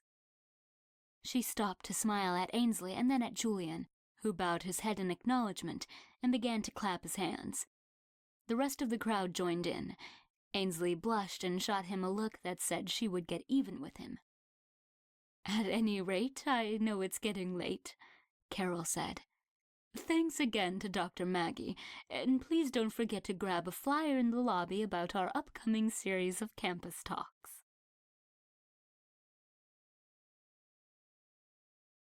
Chapter 18. The audience shuffled toward the exit. Julian leaned forward, and Ainsley's heartbeat sped as she realized he wanted to continue their conversation privately. But before he could take the first step in her direction, Carol Lotus strode over. "Oh, Ainsley," she wavered. "It was just like listening to your father, the way you talk about Tolstoy." "Thank you, Carol," Ainsley said, trying to hide her disappointment at losing her moment alone with Julian. "We all miss him so much." "Tolstoy?" Ainsley asked. Carol looked confused for a moment, then realized Ainsley was making a joke, and managed a weak smile. Ainsley felt a pang of regret for the older woman. She had been close with Ainsley's dad, and was obviously still dealing with the loss. Ainsley was just so tired of going through the same song and dance every time she talked to someone in town. They all knew she hadn't spoken to her parents in years. She hadn't been there near the end, and bringing it up sometimes felt like they were just rubbing salt in the wound. Seeing Carol reminded Ainsley that her parents were important to a lot of people, and many of them had their own reasons to grieve. It wasn't always all about her. Ainsley made a note to not be such an insufferable bitch to people who cared about her. Carol looked around surreptitiously. Ainsley followed her gaze. Julian was thumbing through his notes slowly at the podium, as though he was looking for something. Or maybe he was biding his time, waiting for Ainsley. Her pulse quickened. Carol cleared her throat and continued. "Well, it was a pleasure to see you, Ainsley. You know, I remember when your dad let you nap under that very podium when you had the flu. I gave you my cough drops, and you said they tasted like candy." "Oh, yes. And that little box with the wax paper was so fancy." Ainsley laughed. "Ainsley, we haven't had the time, or, frankly, the heart, to clear out your father's office." She put a hand on Ainsley's arm. "Would you be interested in looking through his things? I know there are some personal items. And maybe you'd like his copies of the classics." There was a lump in Ainsley's throat. Of course, she was overwhelmed with stuff to go through as it was, but the idea of spending time in her dad's beloved office and being allowed to look through his books and notes was comforting. She managed to nod her head. "I'm so glad, dear." Carol patted her firmly on the shoulder. "Let me give you a ride home. My car is right out back, and we can work out getting you a key to your father's office." "Excuse me, Carol," Julian interrupted smoothly. "Miss Connor and I were planning to go for a stroll after the talk. She brought up some ideas for my new book, and I was hoping to hear more." "Oh, dear," Carol exclaimed. "I didn't realize you had plans. Well, of course, Ainsley, we'll find another time to chat and get you a key, dear." "Thank you, Carol," Ainsley said, after throwing a dirty look at Julian behind Carol's back. He just gazed back at her calmly with that insolent half-smile. Carol gave her arm one last squeeze and headed out to the hallway to clear up paper cups and turn out the lights, as she always did after campus talks. Ainsley turned to Julian. "What was that about?" she whispered angrily. He gave her a lazy smile, then closed the distance between them in a long stride. She could feel his breath on her neck and couldn't make herself pull away, even though she thought she should want to. "I'm sorry, Miss Connor," he said in her ear. "Were you hoping to reminisce about cough drops and go moon over your father's books?" Ainsley was speechless. "That's not why you came here, and it's not where you want to go after, is it?" "Go ahead, smooth that skirt down again, and tell me that you want to ride home in Carol Lotus's Volvo." His warm breath on her neck was shattering her concentration. He slid his hand down to the small of her back and led her to the podium. He touched a finger to her chest, just above the cleavage. Her skin tingled in response. "Stay." He gathered his papers and neatly arranged them in his leather briefcase. He turned to her and snapped it shut. "Come on," he said. "Let's go for a walk." Wordlessly, she tucked her hair behind her ear and followed him. Carol waved at them enthusiastically from under the card table, where she was gathering dropped paper cups. "Do you need some help, Carol?" Ainsley asked, almost hopefully. "Not a bit. I'm just about packed up here. You two enjoy your discussion." They continued down the hall toward the gigantic wooden doors. Chapter 19. Ainsley stepped through the door as Julian held it for her politely. A rush of fragrant, humid air met her. They walked together in the moonlight. This was just what Ainsley had wanted, but she hadn't pictured being the one off balance. Julian was clearly in control of the situation, and it was exciting and a little scary at the same time. 3 street lamps winked in the velvety darkness, showing the path through the woods. Little Red Riding Hood went off through the woods to her grandmother's house. Only, who was the wolf in this story? Ainsley almost giggled. Julian's hand slid down between her shoulder blades to the small of her back again, and she inadvertently shivered with pleasure. "Are you cold?" he asked, letting his eyes trail slowly down her body. Ainsley shook her head before she could think the better of it. She was never cold, and that was one of the special things about being a wolf. She always ran hot. Of course, now he knew her shiver was because of his stupid hand. He smiled to himself, and they continued to walk silently. They were nearing the thickest part of the trees. She had a flash from her dream of Brian. These were the same trees. One of them was the one he pinned her against in his passion. Somewhere nearby was where they found his body. She shivered again, this time not from Julian's touch, and pushed the thoughts out of her mind. She had spent a decade trying to forget that day. She was very good at it. Julian began to trace tiny circles on her back with his thumb, drawing her attention back, around and around, until all she could think of was his touch and imagine it elsewhere. She stole a glance up at him. His cold blue eyes locked with hers. She willed him to toss his briefcase to the ground, wrap his thin fingers around her shoulders, and pull her in for a kiss. He didn't.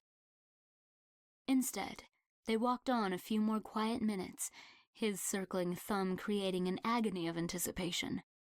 Ainsley was consoled when her wolf smelled Julian's excitement rise and heard his heartbeat thunder. At least she wasn't the only one feeling this way. They reached the fork between the path in town and the path to the house for visiting professors. She paused, knowing that they should part ways here. Julian moved her firmly toward the path home. "I'm coming home with you," he said, matter-of-factly. Ainsley felt a tiny thrill of victory. It was followed immediately by a stab of panic. The house was a mess of papers, and though it looked better after today's work, she wasn't about to entertain there. Plus, there was something about taking a guy to her parents' home at night. It felt all wrong. She stopped walking. "Julian, I'm sorry, but we just met." "Please," he whispered. "I've never met anyone like you. We're so alike. I know you feel it too." His sudden sincerity was disarming. She looked up at him, and he gazed back with a longing in his eyes that tugged at places inside her. "Who else is staying at their house?" she heard herself ask. "Just me." "Let's go there." An odd look flitted across his face for an instant. Before she could interpret it, he took her hand and marched her down the path to Thayer. She felt like an errant child being dragged out of a store. The idea of it made her want to giggle again. But Julian was so serious, she knew it would only delay their progress, and Ainsley wasn't sure she could handle a delay. They flew up the mossy stone stairs of the old house. The overhang of the cedar shake roof made the stone cottage look like something out of a fairy tale. "My, Grandma, what big eyes you have." As she usually did in intense situations, Ainsley worried a little about holding her wolf. It wasn't the wolf's time, but this place seemed to be goading it, loosing it enough that it could poke out its snout and revel in the wealth of sounds and smells. And Julian was luring it out. It was fascinated with him. more so than anyone else she'd been with. What was so special about him? Chapter 20. Julian rattled the key into the lock and flung open the door. There was a large sitting room encircled by arched leaded glass windows. A low fire crackled in the fireplace. Soft oriental rugs carpeted the floor. Julian dropped his briefcase and shut the door behind them. It was the first time he had broken physical contact with her since they'd left Scott Hall. She stood in front of the fire, suddenly less sure she was making the right decision. When he turned back to her, she felt nervous. He smiled. "Would you like a glass of wine?" She shook her head shyly. He stepped out of his shoes and slipped off his jacket, hanging it neatly on the hook by the door. "A cup of tea?" She shook her head again. He unbuttoned the top button of his shirt and slowly pulled off his tie, hanging it on the hook over his jacket. Ainsley licked her lips and smoothed her dress over her hips.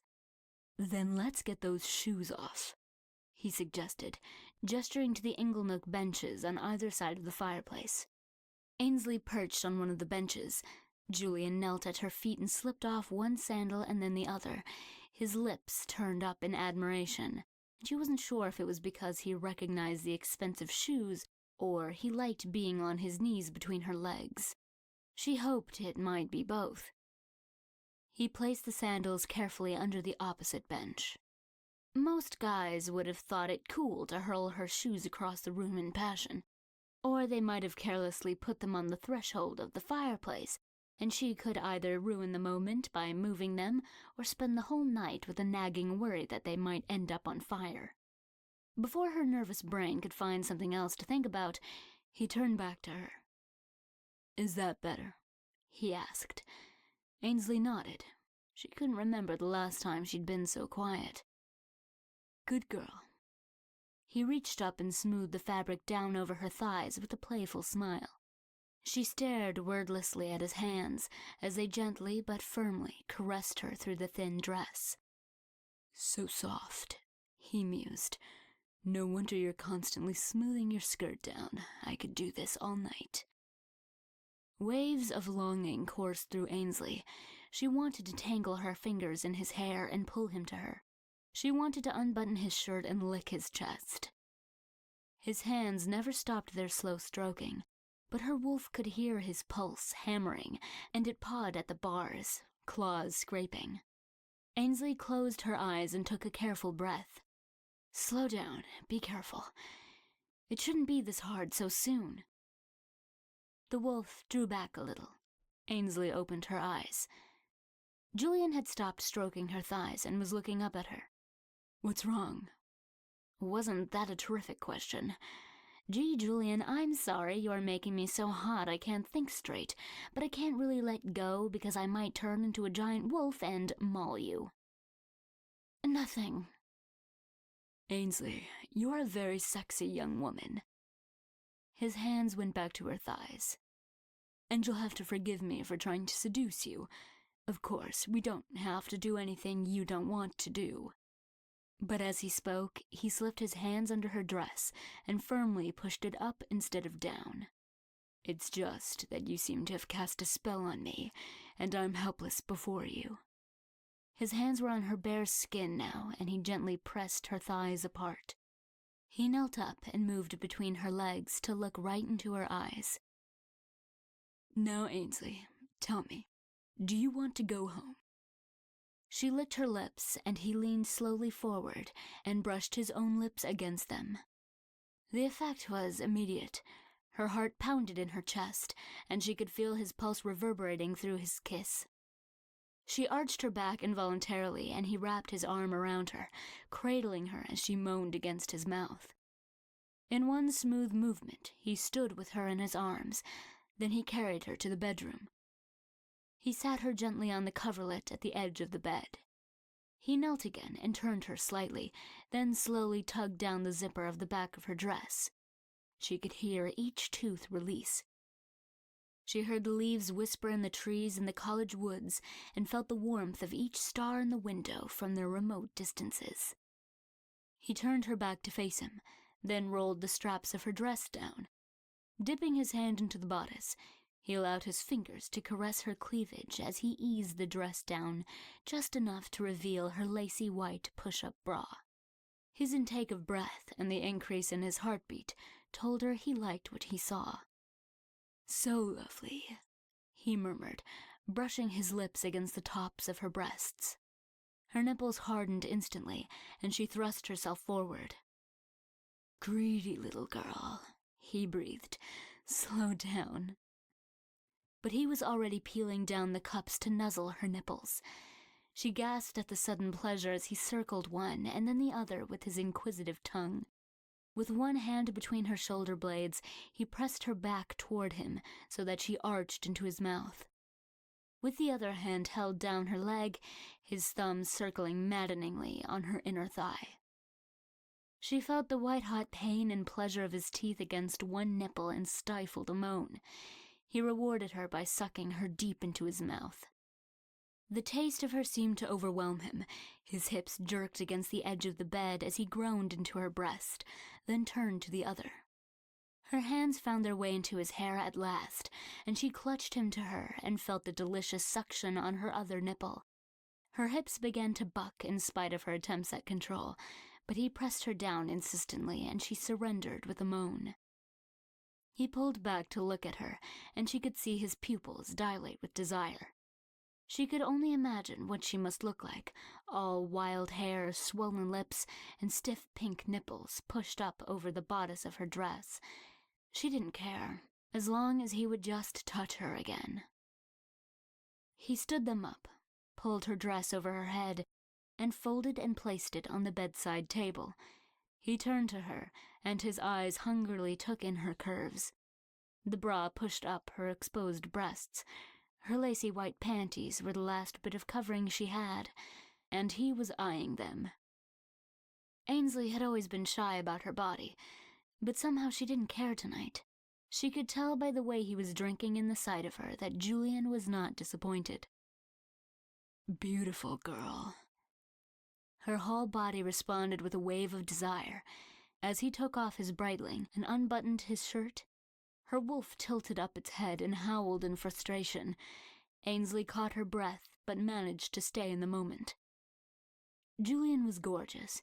He had a ballet dancer's physique, thin but powerful and lightly muscled. She stepped toward him, and he froze as she traced her fingers across his chest and nuzzled his tiny nipples. When she caught one in her teeth and caressed the tip with her tongue, he let his head fall backward in pleasure.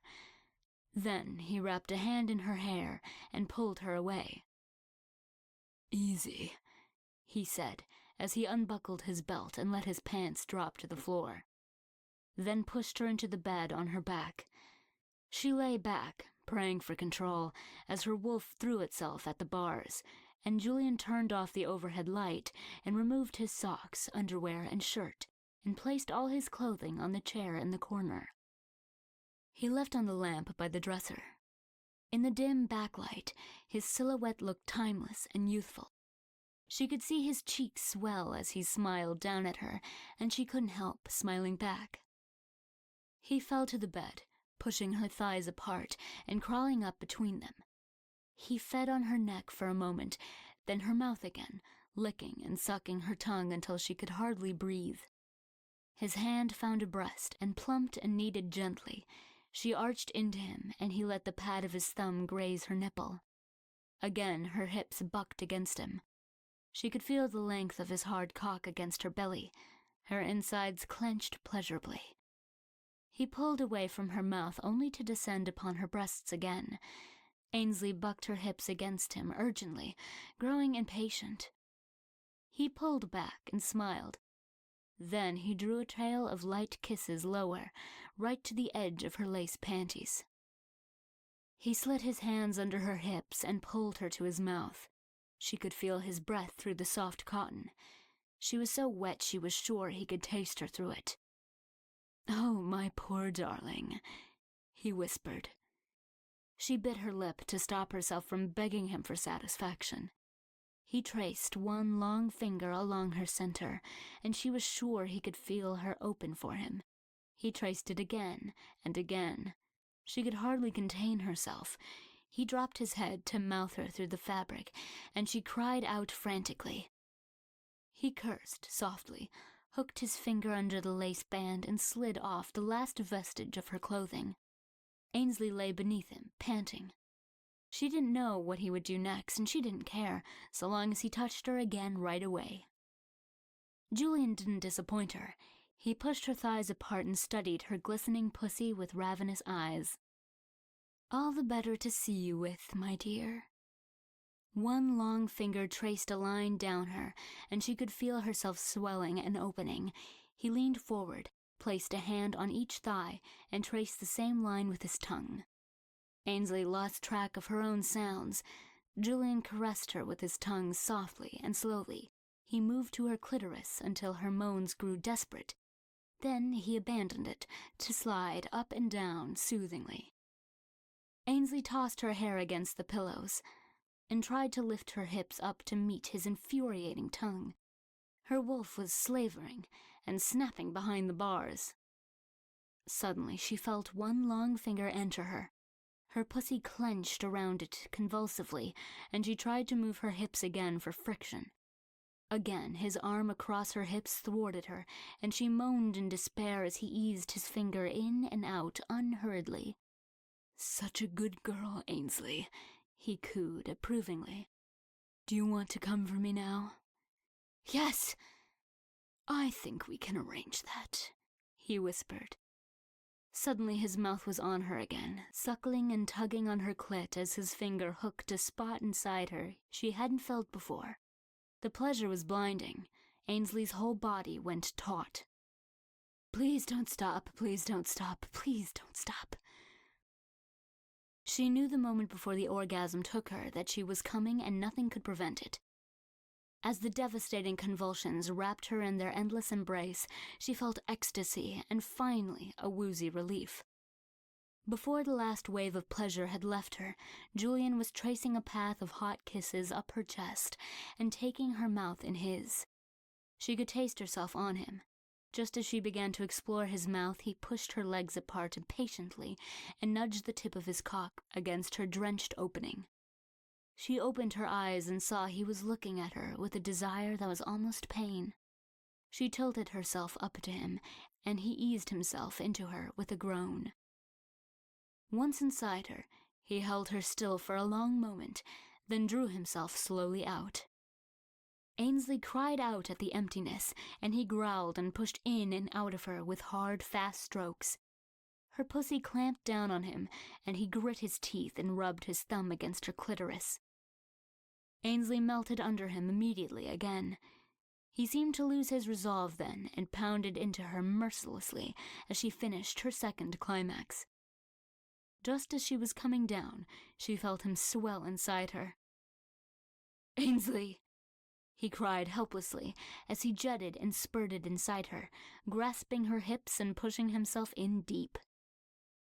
When he was finished, Julian stayed inside her and rolled her over on top of him. "Thank you, Miss Connor," he whispered. "That was almost as good as the Tolstoy debate." She giggled. He stroked her back gently with his fingers. They both sighed. Ainsley wondered how she would get out of the sticky embrace and clean herself up without offending him. Sex was lovely in the moment, but if you thought too much about all the bodily fluids, it was not very nice. "You know," he whispered, "I love cuddling, but I'll be happier when I have fresh linens for you to sleep in, and I'm not so sweaty. Would you mind if I showered?" Ainsley smiled a genuine smile. "Me too," she said. "Meet you back here in 15 minutes? It's a date." She headed up to the second-floor bathroom as he went to the first floor. By the time she was showered and back, he had changed the sheets and had a fresh t-shirt laid out for her, as well as a pair of Calvin Klein boxer briefs. She slipped into them and then into Julian's arms. He wrapped a sheet around them. For a long time, she lay against his chest, listening to his heart beat lazily. She was sure he didn't actually expect her to stay the night. It was time to let him off the hook. Julian, this was lovely, but I should probably head back now. I have a long day tomorrow. I'm sure you do too. She waited for his weak argument, masking a secret relief. She didn't get it. That is a dreadful and unthinkable idea. Ainsley Connor, go to sleep immediately. She was too tired to argue. She fell asleep with his hand softly grazing her back. Her last waking thought was to hope absently that she wouldn't drool on his chest as she slept. Chapter 21. At about 2 a.m., Ainsley woke with her heart pounding. Sometimes this happened. It was her wolf. She had restrained it too much tonight. The wolf always liked to run in the night, and now it was insistent. Ainsley eased herself out of Julian's embrace and pulled a scented note card and pen from her purse. "Thank you for a lovely evening," she wrote neatly. "I'm sure we'll see each other around town sometime. Ainsley Connor." It was a non-committal note, but she didn't want to show her hand too much, and besides, something about all this felt like it was too much, too fast. She slipped out of his t-shirt and shorts and put on her own things. Her poor dress, she was really going to have to go shopping tomorrow. She headed out into the woods at a swift walking pace. By the time she got close to home, she was trotting. Once the wolf got going, it liked a long, loping stride. Ainsley was a little worried about what that might look like if she bumped into anyone in town in the middle of the night. Though what anyone who wasn't a wolf would be doing out at 2 a.m. in Tarker's Hollow, she could not begin to imagine. As she pulled out of the woods behind her parents' house, she immediately sensed that something wasn't right. Then she saw it. The back door of the Connor house was wide open. Ainsley Connor did not leave doors open. A shiver went through her, and her wolf's hackles lifted. She slowed her pace, and her inner wolf pricked up its ears and lifted its nose to the breeze. From inside the house, she heard a tremendous howl. Episode 2. Chapter 1. The back door of the Connor house was wide open. Ainsley Connor did not leave doors open. A shiver went through her, and her wolf's hackles lifted. She slowed her pace, and her inner wolf pricked up its ears and lifted its nose to the breeze. From inside the house, she heard a tremendous howl. Chapter 2. Ainsley sprinted across the open space between the woods and the back of her house, following the sound of the howl. Anger ripped through her body, bringing her wolf dangerously near the surface. Who would dare invade her family home in the middle of the night? The howl told her it must be a wolf. Given their obsession with lineage issues, maybe it was finally time for her to pull rank. Someone was going to be sorry. She bounded up the back steps 2 at a time and burst through the open kitchen door. A familiar smell hit her nostrils as her feet touched the linoleum floor. Before her eyes could adjust to the deeper darkness, she felt the presence of a wolf. She froze in her tracks and let her eyesight shift, the wolf's form taking shape before her. The creature was enormous. Even on all fours, it was almost as tall as she was, and black as night. Heat radiated off its form in waves, along with an ineffable, spicy scent. Behind him, a second wolf, nearly as large, had startled at her entrance. It crouched, just near the floor, silvery paws splayed on the linoleum. The muscles in its legs coiled like steel springs, ready to launch the beast in her direction. Fuck! Ainsley's breath caught in her lungs, her anger giving way to fear. Maybe this was a mistake. She had expected normal, dog-sized wolves. These must be something different. They made the direwolves of Game of Thrones look like lapdogs. She wouldn't get this big if she changed, would she? She locked eyes with the magnificent black wolf. Their amber depths enveloped her. They seemed almost familiar. Who was he? He blinked and stepped toward her. The gorgeous mantle of his ebony fur was almost hypnotic as it shone and winked in the moonlight filtering in the kitchen window. Before he could take a step backward, he began to change. In one fluid motion, his hindquarters dropped, his neck lifted, paws and tail disappeared, and before her stood a man. A naked man. The dim light played off his chiseled body, accentuating the contours of each muscle. Though he was smaller than his wolf, he was enormous. Again, Ainsley's breath caught in her throat. Her eyes moved back to his. Fuck, again. It was Eric. Eric fucking Jensen. Eric fucking Jensen in her house. What the hell, Eric? Ainsley, thank God. He took another step toward her. His expression was awash with relief. Ainsley's whole body shook. Anger at the intrusion was layered with sudden arousal from the sight of his glorious naked form. Her wolf was very close to the surface. Just under her skin, 10,000 cells hummed and prickled dangerously. Eric's eyes went from relieved to hungry in an instant. His lips parted. The golden haze began to form around him. She shook her head and tore her gaze from his to prevent calling his alpha. As she lowered her eyes, they dragged over his stiffening cock, which was pointed at her like an arrow. She didn't know they even made them that big. He lifted his nose in appreciation. Then he recoiled. Are you fucking kidding me? Had he smelled Julian on her? She froze. Ainsley, Jesus, how could you? He sounded utterly betrayed. She couldn't respond. Her head was pounding. Her senses were still filled with his scent and his warmth. You have one responsibility, to mate with a male from the pack. That's it. The whole town is full of good men, men who care about you, and you choose to fuck around with a goddamned human. His words hit her hard. He wrung each one from his mouth bitterly. She bristled. She could understand why he would be upset if she was out chasing a husband. Maybe. But she was just a young woman, enjoying herself. It was none of his business. Why was he so upset? Oh, God. Was he jealous? She sought his eyes again without thinking, and found them burning in accusation and something else. Eric's closeness and nakedness hit her again. His smell was intoxicating, and he was warm as the sun. His dark, too long hair dripped with sweat. Again, she felt a primal pull, and his skin began to glisten. Not again. Before Ainsley could tear herself away, the silver wolf was between them, and the contact was broken.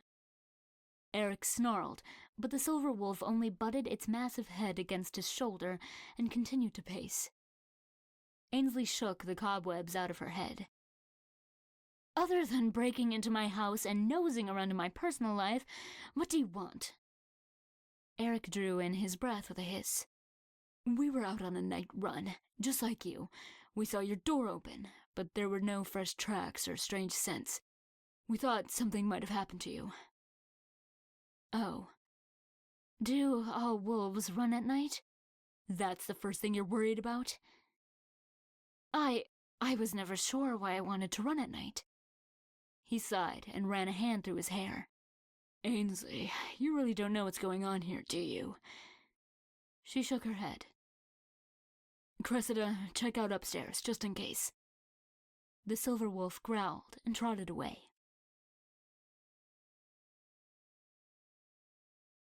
Chapter 3. Ainsley kept her gaze averted. She couldn't afford to take any chances now that their chaperone was gone. It seemed she was developing a hair trigger with this alpha drawing thing. May I? Eric gestured to a box of her father's old jeans on the table, waiting for goodwill. Ainsley nodded and smiled to herself. When she heard the hiss of his zipper, she looked up carefully. The jeans hung low on his hips. Her father's physique had been quite different from Eric's. She tried and failed to ignore his rigid abs, bulging biceps, and the wide planes of his chest.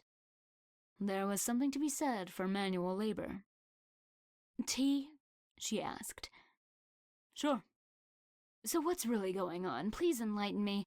I don't see how an inn and a highway are really going to change the way of life in a town as old as Tarker's Hollow. She busied herself washing out the old copper kettle. Do you know how the pack works? She shook her head and waited for him to get sarcastic. Okay, well, the Alpha is the leader, he began softly. He sorts out minor disagreements within the pack, monitors concealment within the greater community, and plans the future of the pack. More importantly, though, he protects the pack. What do you mean, protects? I mean he protects the pack. He has to be strong enough to fight off any threats. Wow, she tried to picture her dad fighting anything more than a stack of books. There really was a lot about him she never knew. Is that why Mr. McGregor told me he wouldn't be a good alpha? When did he tell you that? Ainsley was instantly embarrassed. When I was home for the funeral, he came over to talk about buying the hardware store. He told me he was the beta and asked me to stay here and choose an alpha. Oh God, she couldn't. What did you say? I told him that I chose him. Eric made a choking sound. Ainsley whipped around to see him hiding a smile under his hand. Did he? Yes, he did, she said crisply, turning on her heel. Eric began to laugh. It was genuine, without malice. Ainsley focused primly on filling the kettle. Then what? He stopped it, thank God. I didn't know what was happening. He told me that I'd have to mate for life for it to work and that my father had someone else in mind for me. Shit. Double shit, triple shit, fuck. Who was that? She couldn't admit that it was him. What kind of tea do you want? Whatever you're having. So, who did your dad want you to choose?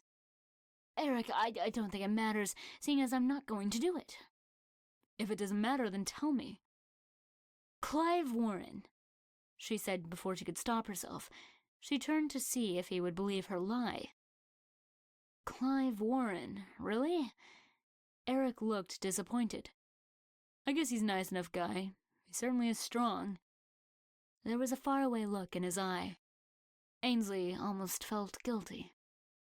Yes, but it doesn't matter how nice he is, because I'm not going to... She forced herself to say it. Mate with him. End of story. She turned and reached for the mugs. He laughed again, and the warmth of it was comforting.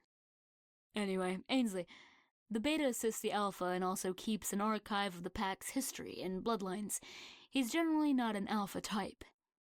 So pick someone else. The alpha's leadership has to be absolute. This isn't like voting for president and choosing someone else in 4 years if you change your mind. The drawing of the alpha is for life, and packs are torn apart if an alpha is displaced. It needs to be done the right way, so that it feels right and smells right and is right. He paused, and she knew there was more. She placed an Earl Grey in each mug and turned to him again. It seems to me that the wolves of Tarker's Hollow are more than capable of making a good decision and sticking with it. There must be something else. Ainsley, you're in real estate.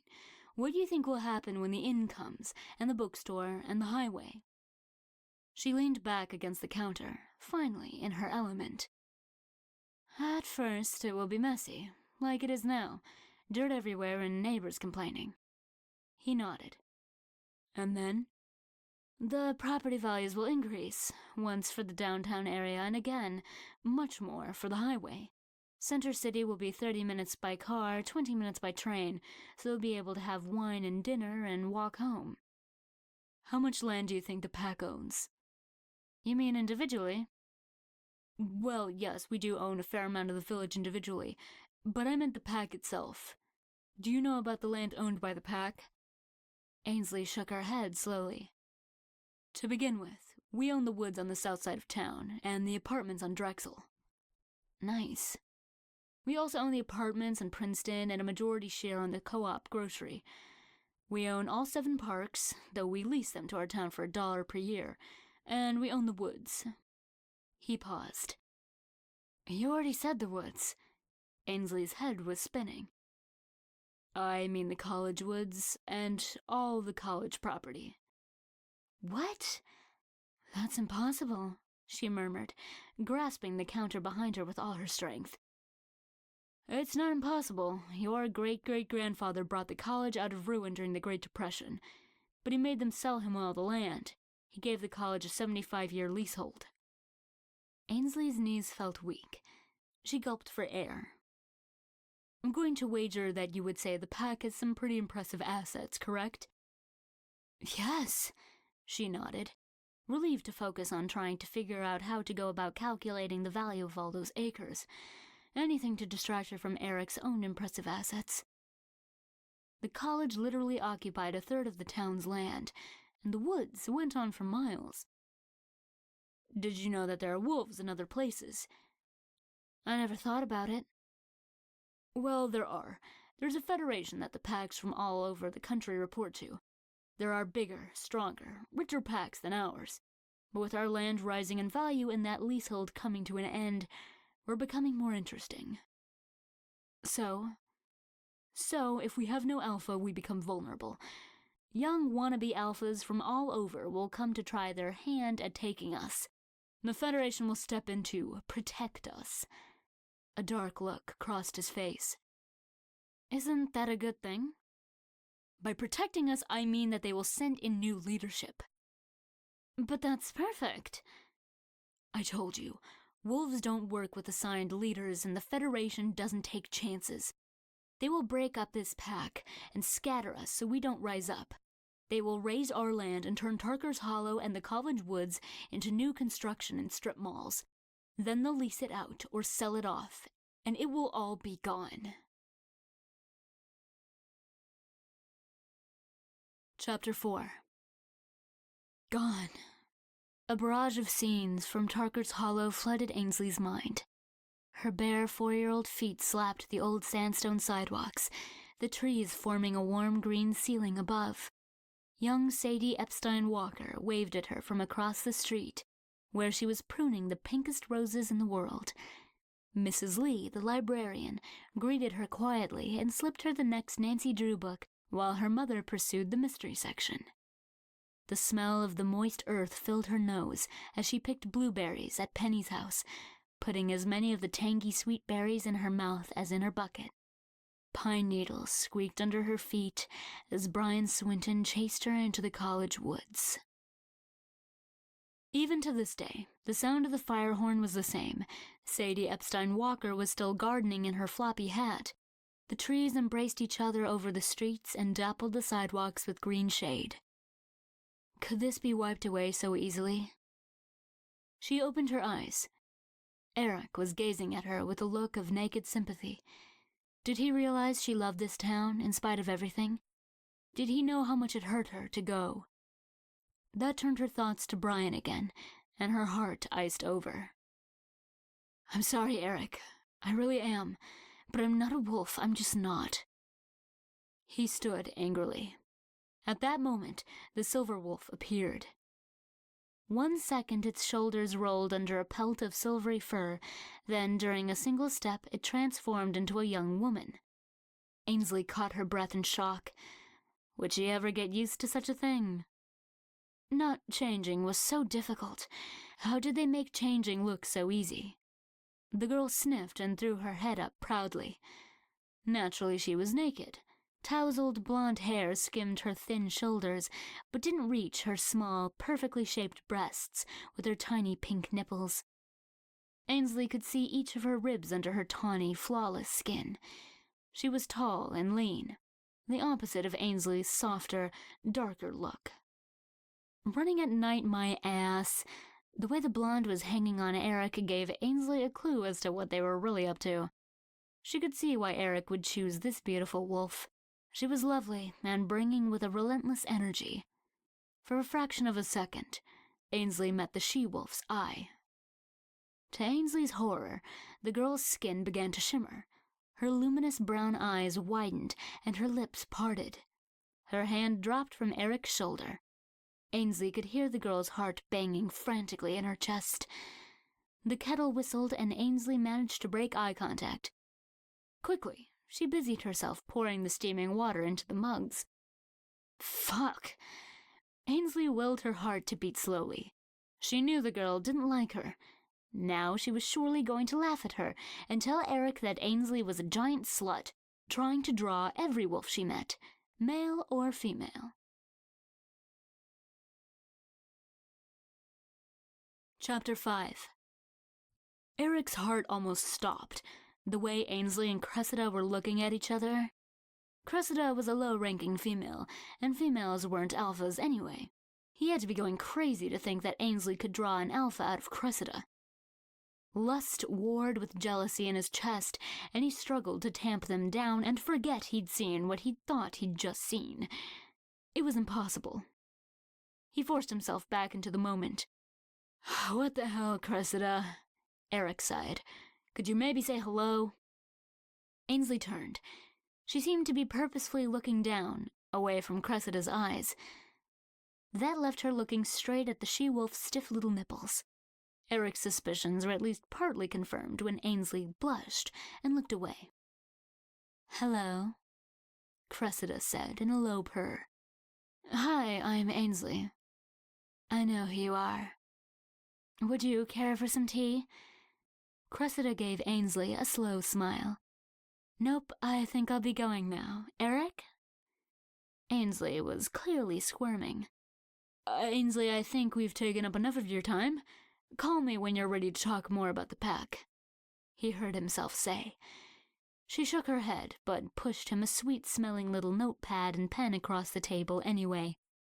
"You will want to talk more. There's no point trying to run away," he said as he scrawled down his number. "And I saw your ad on neighborly.com. You can take it down. My crew will be here at 5 to take care of anything you need." "Thank you, Eric and Cressida, for checking on me," Ainsley replied in an annoyingly formal way. "And I would appreciate your help tonight, Eric, thank you. Cressida, did you find anything amiss in my house?" Cressida shook her head, puzzled. "There were some books all over the floor in your dad's sitting room, but I assume you're just going through them, right?" "Were they stacked neatly?" Ainsley asked. "No, they were all over the place. Did you not leave them like that?" Ainsley was pounding up the stairs in an instant. Eric followed her, taking the stairs 2 at a time. They threw open the door to the study. There were books everywhere, spread across the floor in a single layer. "Did your dad have any valuable books?" he asked. Ainsley dropped to her hands and knees and scanned the titles frantically. Eric tried to keep his mind on her search and away from her ass and her unbelievable smell. In this position, he could take her hips and plunge himself into her. To hell with the books. To hell with the house. To hell with Cressida. "I'm not sure if anything is missing, but I can see at least $50,000 in books right here on the floor." Cressida whistled in admiration. "What could they have wanted?" Ainsley asked plaintively. Eric was at a loss. "Cressida," Eric finally said, "I'm staying here to protect Ainsley. Do you want to stay and take a shift or go and get McGregor?" Eric stood, and Cressida was instantly draped over his shoulders. For some reason, it annoyed him. He fought the urge to push her off. "I don't need your protection," Ainsley retorted, jumping to her feet. "Eric, she says she's not one of us. Why should we protect her?" Cressida asked. "She is one of us. Whether she wants to admit it right now or not, we have to keep her safe." Ainsley closed her eyes. "Get out, please. I don't want you here," she said. Before Eric could decide what to do, Cressida turned on her heel, dropped seamlessly into her silvery wolf form, and trotted down the stairs. He heard the sound of her claws on the kitchen linoleum as she headed out the back door. "Ainsley," Eric tried once more. "Eric, please go." He unbuttoned her father's jeans and loved the way she caught her breath before she realized that he was just returning them. His hand touched hers for an instant as he handed them over, and he was sure she couldn't have missed the electric shock between them. But her eyes were cold. He sighed, and by the end of the sigh, he was a gigantic black wolf again. Ainsley looked searchingly into his eyes. Before he could think better of it, he affectionately bumped his furry head into her perfect breasts. Then he leapt down the stairs and loped into the night.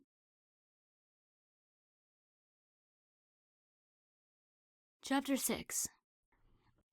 Ainsley was alone again. She padded downstairs and closed and locked all the doors. In all the time she had lived in this house, her parents had never locked the doors. Maybe it was time to start. She returned to the study and snapped a quick picture of the mess with her iPhone. Then she organized the books into the stacks she had created earlier in the week. Nothing was missing. She was still filled with a helpless anger, but there was nothing left to do, so she got ready for bed. As she slipped between the sheets, too furious to go to sleep, she thought of Eric. His arrogance of thinking he could tell her what to do, his muscular shoulders, his assumption that she was a frail thing that needed protection, his deep, kind eyes. Her thoughts of Eric continued to war as she drifted off. Chapter 7. That night, the dream returned. Something was different.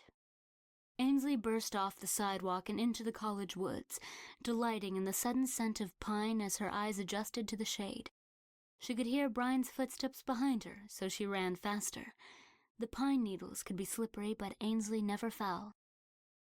Somehow, today, the tree seemed taller and the pine smell more pungent than usual. There was a thunder of footsteps. She looked back to see Julian crash into the woods behind her. The hair went up on the back of Ainsley's neck. This wasn't right. It was supposed to be Brian. She stopped and began to turn back. Julian swung his arm around her and lifted her up to spin her in a wild circle. He seemed so strong. She was practically weightless. Suddenly, she felt like a helium balloon and grasped his forearms, trying not to float away. He laughed and she looked into his eyes. The color was off. They were like blue fire. He set her down and flung his backpack to the ground. "Well?" He raised an eyebrow. She slowly slid her own backpack off her shoulders and placed it down. He was watching her, the electric blue of his eyes glowing oddly. What was wrong with him? "Julian, I don't think this is a good idea." The woods around them darkened. Ainsley shivered. "Poor darling, you're cold. Let me warm you." His smile was sincere, but his eyes were all wrong. She backed up a step. "I'm okay." "Ainsley, what's wrong?" "What's happening to your eyes?" A fleeting look crossed his face and was gone. "It's the light, Ainsley. Your eyes are glowing too." He took a step toward her. "You're beautiful." His voice had grown low and hypnotic. It made her heart race. She stepped forward to meet him, expecting soft, teasing kisses. He surprised her by pushing her into the tree at her back. The bark pressed its fingers to her shoulder blades as his insistent mouth claimed hers. He ran his hand down her ribcage and let his thumbs brush over her nipples. The unexpected thrill of pleasure made her gasp. He pressed his lean body against her soft one, and she could feel the length of him harden against her hip. Another shiver of desire ran through her in response. She pressed her breasts against his chest and ran her nails down his lightly muscled biceps. He growled in excitement and devoured her mouth again, rocking the bulge against her helplessly. Suddenly, Ainsley could hear the clink of silverware at the inn restaurant. She could smell the exhaust from the cars on the highway just outside town. She could taste the rain in the air. A storm was coming, 100 miles away. What was happening? Everything seemed familiar, but it wasn't right, like a bad imitation. She began to cry. Sobs racked her body. Julian pulled away. "Ainsley, I'm sorry. I know you're a nice girl. We don't have to do this." She heard herself say, "Julian, being here like this with you might just be my favorite thing." Her arms went around his neck and she grasped his bottom lip with her teeth and suckled gently. He surrendered with a growl and took her face in his hands. His tongue sought hers. Again he pressed himself against her. A wave of desire coursed over her, and she moaned into his mouth. He swept her off her feet and laid her gently onto a bed of pine needles. He lay down next to her on his side and stroked her from her rib cage down to her hip, his azure eyes searching hers. She could feel each individual pine needle under her, but she couldn't feel the cold ground, and she didn't care any more about the color of his eyes. She only cared about the heat of his hand as it traveled the length of her body. She arched her back, offering her breasts. He responded immediately, cupping her right breast in his hand reverently. She watched as his thumb brushed over the nipple again, and his lips parted in wonder as her nipple swelled, popping over the demi-cup of her bra and pushing against the fabric of her thin t-shirt. Ainsley's head fell back on the pine needles as he mouthed her nipple through her cotton t-shirt. The sensation was overwhelming, and she felt it all over at once. Soon the muted contact was not enough for him, and he lifted her shirt. She helped him slip it over her head. Her breasts ached as he pulled away from her to remove his Tarker's Hollow High t-shirt. His lightly muscled body was graceful, yet powerful. He gave her no time to admire it. Quickly, he dipped his head down to nuzzle and kiss her breasts gently. She clutched his hair, pressing him to her. He responded with gentle sucking.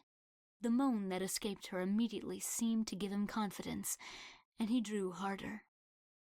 Ainsley could see stars. Her skin prickled all over. She felt too big for her body, and she could hear Julian's blood pounding through his veins. The scent of his arousal burned in her nostrils. When he pressed against her side, she could feel his erection through their clothes. She began clawing at his jeans, trying to remove them. They groped at each other frantically. Their shared lack of experience slowed progress, but in the end passion won out, and all their clothing was spread around them. Julian lay on top of her. They were both naked and shivering with desire. By this time, Ainsley was half mad with lust and a horrid crawling feeling. She was sure as soon as he was inside her, the fire would be assuaged.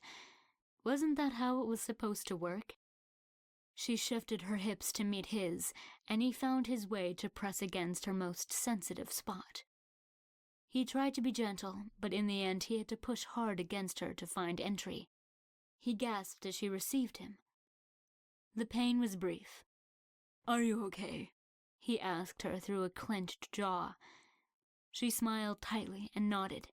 When he was fully inside her, she shuddered in ecstasy, but the crawling feeling grew instead of receding. Her teeth began to ache, and her skin rippled unnaturally over her muscles. Julian was too lost in sensation to notice. Tiny beads of sweat formed on his forehead. He thrust slowly, but his restraint was costing him.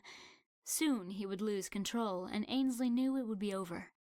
Hoping to end it quickly and escape that wretched pull, Ainsley lifted her hips and raked her nails into his back. "Easy," he pleaded. She responded by latching onto his neck and sucking his salty skin. "Ainsley!" He grasped her hips and ground himself into her, unable to contain himself. She could smell the blood throbbing in his cock and hear the semen teeming and buzzing to be released into her. The pain inside her was entirely gone.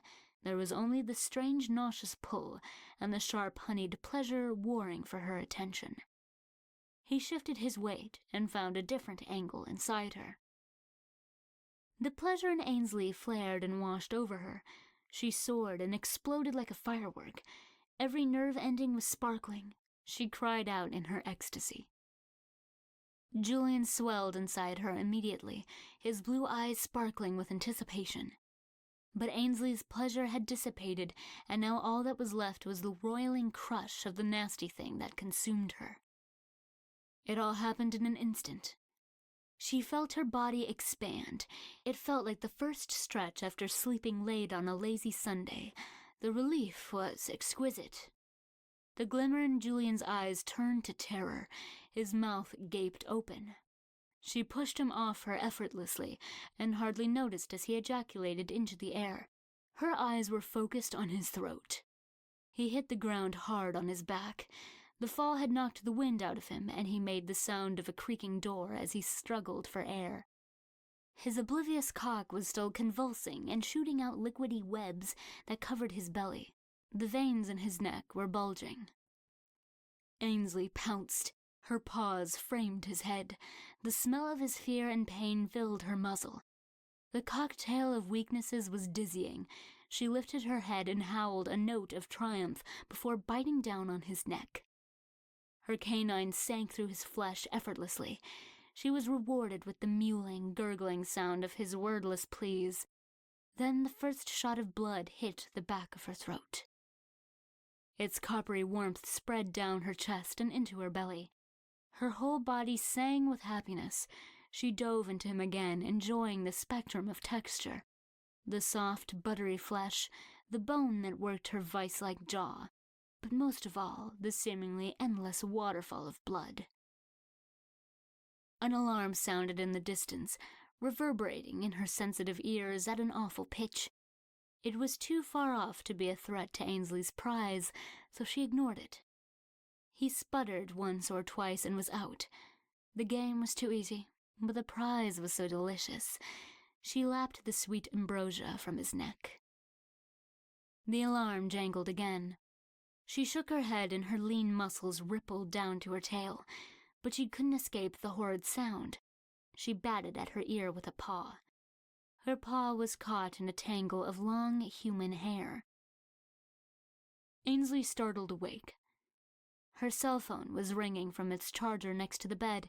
She grabbed it. Julie and Maggie. She dropped it back on the bedside table like it was on fire. Ainsley hugged her knees to her chest and rocked back and forth, coaxing her mind back to the real world. Breathe in, breathe out. It was only a dream. The phone jangled again. There was no way she could talk to Julian right now. Chapter 8. Ainsley awoke with a dry throat and a sticky, awful feeling. Sunlight was pouring in the window. What time was it? She leapt out of bed. Ainsley Connor never overslept. She snatched up her phone and noticed a message from Julian. Julian. The dream. She closed her eyes and took a careful breath. It was just a dream. She had been having the dream off and on for a decade. It never changed. Until last night. Was that what really happened to Brian? Usually in the dream she woke up before that part. She had blacked out that day. She didn't remember anything. Was this her subconscious trying to let her know the truth? Ever since she came back to this godforsaken town, it had been one nasty surprise after another. She glanced back at the phone. It was 8:17 a.m. Ainsley couldn't remember the last time she'd slept past 6:30. She made her bed carefully. It was a mass of tangled sheets and overboard pillows. But when she had finished, there was no more physical evidence of a troubled night. She picked out a pair of faded jeans and a pink Timberwolves t-shirt from high school and glanced at the logo in the mirror. Tarker's Hollow Timberwolves. Subtle. It was certainly going to be a shopping day. She headed to her parents' bathroom and turned on the hot water. After a few minutes under the heavenly spray of the fancy dual shower heads, Ainsley began to relax. She lathered a loofah with sea salt soap and scrubbed herself until she was pink all over. The scent of cinnamon bun shampoo made the corners of her mouth turn up as she smoothed it into her hair. She remembered the delicious smell of Eric, and her heart thudded. God, he was handsome. The memory of his masculine body and the graceful, sinewy way he moved was almost overpowering. Now that she was safely out of his gaze, she could fantasize all she wanted. What would it be like to be his mate? Ainsley sighed as she imagined curling up under the sheets with him, sliding her hands across his muscled chest and drinking in that heady aroma. It was awful to be so attracted to someone who was so wrong for her. It seemed that he was attracted to her too. Or was it just that she drew his alpha? Clearly, Cressida was more his type. Come to think of it, the nicest guys usually were under the thumb of a mean, skinny blonde. Though Cressida hadn't been as mean as she could have been. Ainsley blushed a little at the memory of whatever had happened with Cressida. She had never had those feelings about a woman before. She wondered what it could mean. It had to be part of the whole wolf thing. Maybe her call to Eric had been strong enough to affect her as well. Thinking about Eric with Cressida was horrible and exciting at the same time. Ainsley firmly pushed her thoughts away from it. Could Eric be right about the town? Once again, she wished she had taken advantage of her parents' information while she had the chance. It seemed outlandish that an underground wolf organization existed that was powerful enough to destroy a whole town. But if it were true, which would be worse? To let them take the town, or to surrender to her wolf and become a bloodthirsty murderer at every full moon? Ainsley thought again of last night's dream and repressed a shudder. The water beat down to rinse away every bubble. She imagined the thoughts of the previous night swirling down the drain alongside the lather, and felt a little more normal. It was natural to have weird, crazy dreams at a time like this, wasn't it? She had lost her parents, slept with a new guy, found giant sexy wolves in her childhood home, and discovered her father's book collection ransacked. If she wasn't allowed a super weird dream last night, then really, who should have those dreams? She smoothed on her honeysuckle lotion. Somehow, the only underwear she had brought was sexy stuff, so a layer of thin satin and lace went on under her old jeans and t-shirt. She dried her hair, then brushed it until it shone and put it into a ponytail. Once her diamond studs slid into her ears, she was feeling like herself again. Ainsley's skin had always been blessedly clear. Her large, dark eyes and dark hair gave enough contrast that a bit of sheer powder and tinted lip gloss were enough for a day of shopping. It was odd to lock the doors for a daytime trip. Ainsley walked all around the house, securing the porch and patio as well as the back door. As Ainsley considered that each window on the porch was large enough for a person to walk through, and none had working locks, she realized she ought to call the police to establish that someone had been in the home. She sighed and looked at her watch. It was already 9:30. Who knew how long it would take to file a police report? But it had to be done. The tiny police station picked up on the first ring. Darker's Hollow Police, fire an ambulance. What's your emergency? Hi there, this is Ainsley Connor. It's not an emergency, but someone has been in my house. Ainsley, is that you? Yes. It's me, Dale. Are you okay, honey? Did they take anything? I'll send someone right over. Yes, I'm fine, Dale, thank you. I hope you don't mind me saying so, but I don't know if you should be staying by yourself these days. Does Margie have a room to let? Dale was an elderly man. It was odd to realize that he must be a wolf. Ainsley wondered fleetingly if Margie was a wolf too. She was the proprietor of one of Tarker's Hollow's 2 bed and breakfasts. I'm fine, Dale, really. Tell Lana I said hello. There was a loud chirp-chirp outside as a police car pulled up out front. Ainsley winced. She wished they hadn't done that. No need for Sadie Epstein Walker to have a reason to come bang on the door. Sounds like help is at your doorstep, honey. Stop by the house if you have a minute to visit. She hung up with a little smile. It was such a small town. Footsteps on the front porch reached the door just as she did. Ainsley smoothed down her ponytail and grabbed the handle as the bell rang. The door swung open to frame a trim officer in a navy blue uniform. Her shiny black ponytail shone in the morning sunlight. A look of professional concern was on her heart-shaped face. "Grace?" Ainsley breathed. "No way." "Ainsley!" Grace smiled, and her dark eyes danced. "I heard you went to the police academy, but I had no idea you were working in Tarker's Hollow." Ainsley stepped aside to let her in. They embraced impulsively, then headed right for the kitchen just as they had in high school. "Yes, they brought me in when Herb Yarnall retired. It's a great feeling."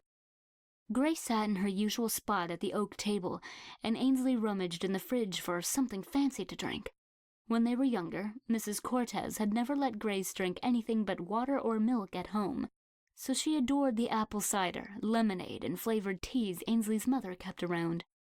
Ainsley hadn't been grocery shopping since she had got home, but there was a bottle of mint honest tea in the door of the fridge. She held it out to Grace, who nodded enthusiastically. "I would have thought you'd set your sights higher than Tarker's Hollow. You were valedictorian." "You gave me a run for my money, though, didn't you?" Grace joked. Ainsley filled 2 mason jars with ice and opened the tea bottle. "Seriously, though, I don't mean to be rude, but..." "Ainsley, I love this town," she said simply. "There is nothing I want more than to protect it. And maybe one day I'll raise my own children here. You didn't get married yet either, huh?" Ainsley asked, glancing at Grace's bare ring finger. "Juan Cortez is enough of a mouthful. I don't know if I can add another." Grace had a love-hate relationship with her hyphenated name. Her parents had adopted her from China when she was only a year old.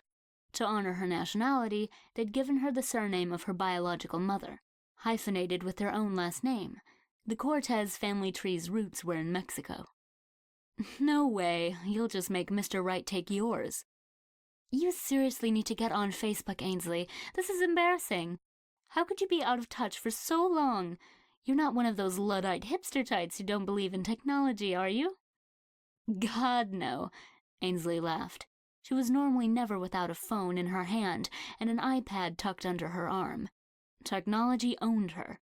There were times when she felt like her MacBook Air was an extension in her lap, and she was more machine than woman. This trip home was a welcome relief from all those screens.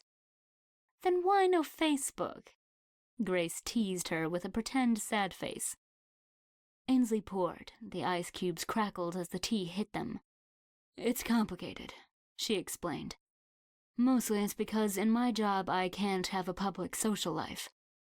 She sat down in her usual spot, opposite Grace, and put down her own cup on the ring that had marked the space for her drink ever since she could remember. "I think I may know why else, but that's not why I'm here today. Or is it?" Ainsley froze and looked into Grace's eyes. She hadn't lost touch with Grace by accident. Ainsley never had the heart to share what she was. She wouldn't have been able to bear the look of disappointment from her childhood friend. Grace held her gaze. Her expression was dead serious. "Grace, you know that Tarker's Hollow is a special place. Do you know how special?" Ainsley asked carefully. "When Herb Yarnell retired, the chief had an appointment decision to make. He needed to bring in someone new and trustworthy. My loyalty was tested, and I did not come out wanting. If you're asking if I know what happens in this town at the full moon, the answer is yes." The wind went out of Ainsley's lungs. "So, with that in mind," Grace said crisply, "can you tell me what happened here? When did you discover that someone had been in the house?" Ainsley went through the events of the previous evening, leaving out just a few choice bits. Grace took careful notes. "As far as I can tell, nothing is missing," Ainsley finished. "Maybe it was just kids sneaking in here on a dare." Grace nodded and brushed an invisible fleck of dust off her thigh. Ainsley recognized her friend's old tell. "You think it's serious, don't you?" "You're not just anyone, Ainsley, and those aren't just anyone's books. May I see the room?" "Sure." They ascended the steps quietly. Grace's eyes took in every detail. When they reached the study, Grace pursed her lips. "Ainsley, did you reorganize these books?" "Uh-oh." "Well, yes." Ainsley smoothed her ponytail. "I needed to know if anything was missing." "Why didn't you call last night?" "Because I was mad with Eric. Because I'm a big bad wolf and I'm not afraid of anything. I don't know. It seemed silly to call when nothing was missing." "It's not silly to call. You've already disturbed any evidence that might have been here. Didn't you stop to think that the police ought to be called to look at it? Or that maybe you shouldn't just go to sleep in the house after finding this? Have you ever seen a cop show on TV?" "You know what I am, Grace. No, I wasn't afraid to go to sleep. I just wanted to establish that there was an intrusion, just in case. I took a picture of the books with my phone before I cleaned them up.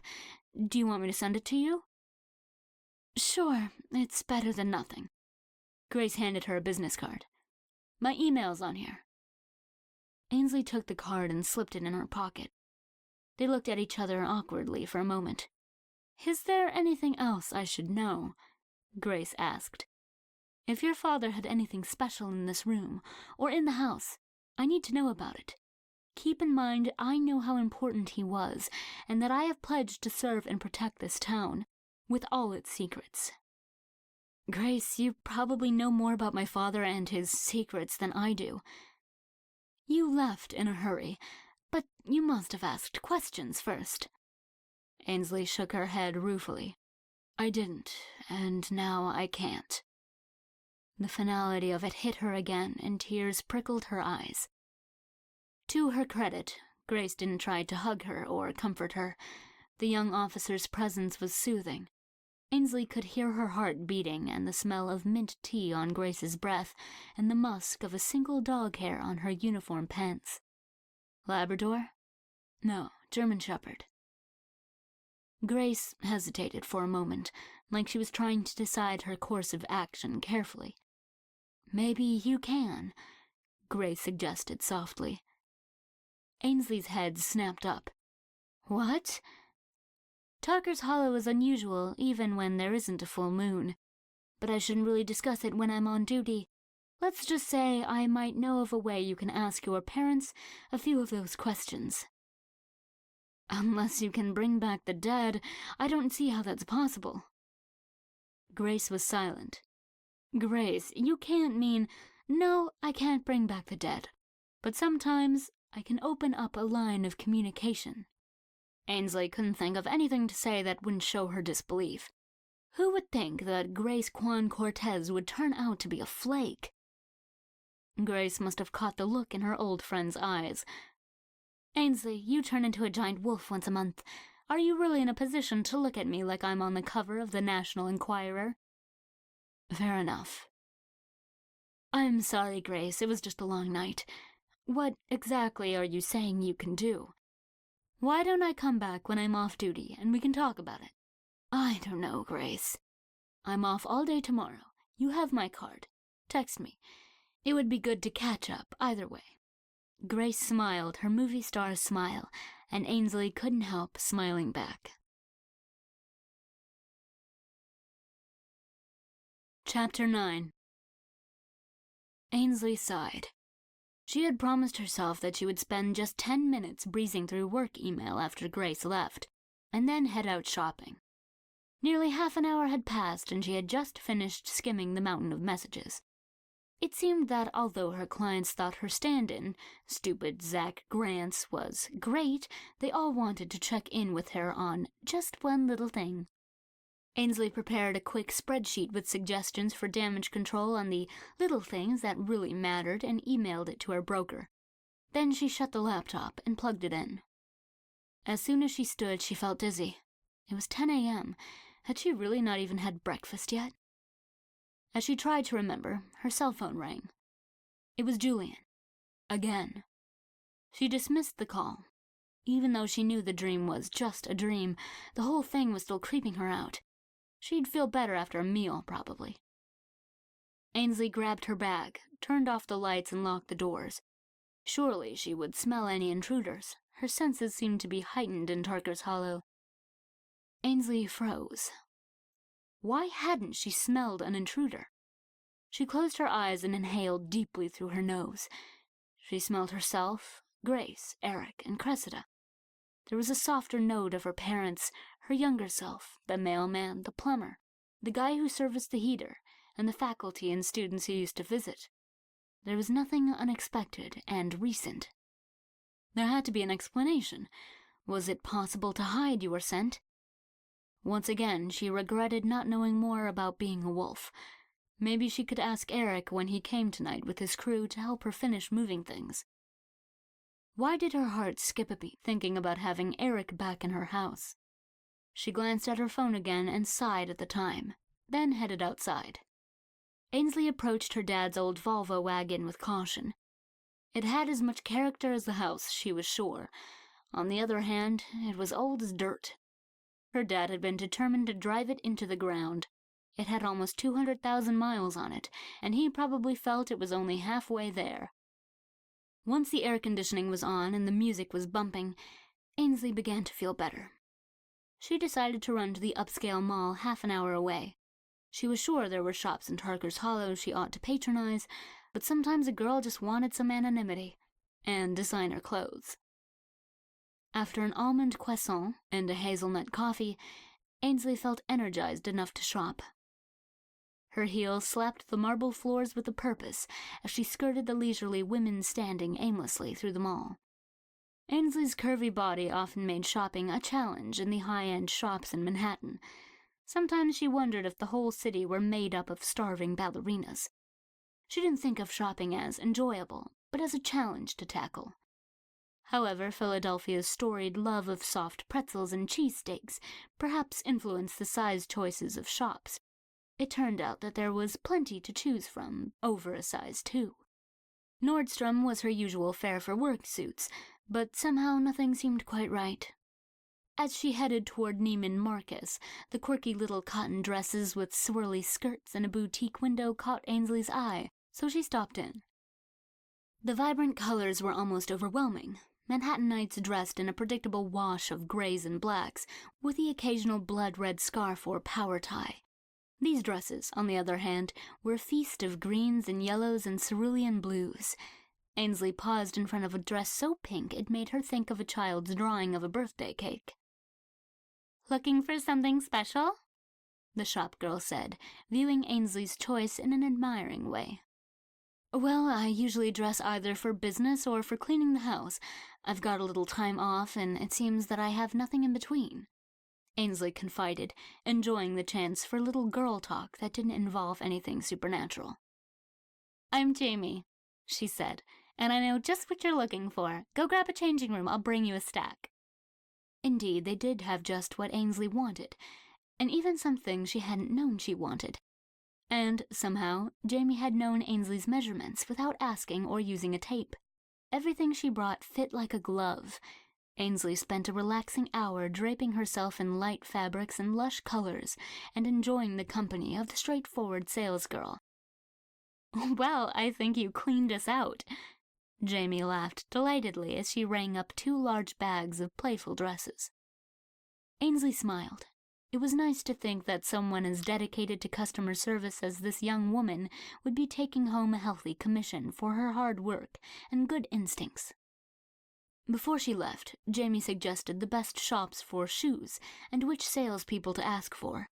Ainsley couldn't resist giving them a try. Jamie hadn't steered her wrong. Shoe shopping then led to a mani-pedi session at the salon that was highly recommended by the young man at the shoe store. Afterward, she stopped in Victoria's Secret for just a few more nice things. In for a penny, in for a pound, she told herself. But no, it was really time to go. On her way out, she passed David Yurman. The blue topaz cuff that always caught her eye in the window on Madison Avenue was in a display case just inside. It would look perfect with the faux wrap dress she'd just bought. She paused uncertainly, then ducked inside and made one last purchase. Carrying her bags back to her car, Ainsley almost felt guilty. Then she thought about the long hours she put in. Ainsley worked long and hard enough that she literally had no place in her closet for fun clothes. Well, that was going to change, at least for a couple of days. If she had to deal with wolves and who knew what else, she was going to look good doing it. The Volvo started up right away.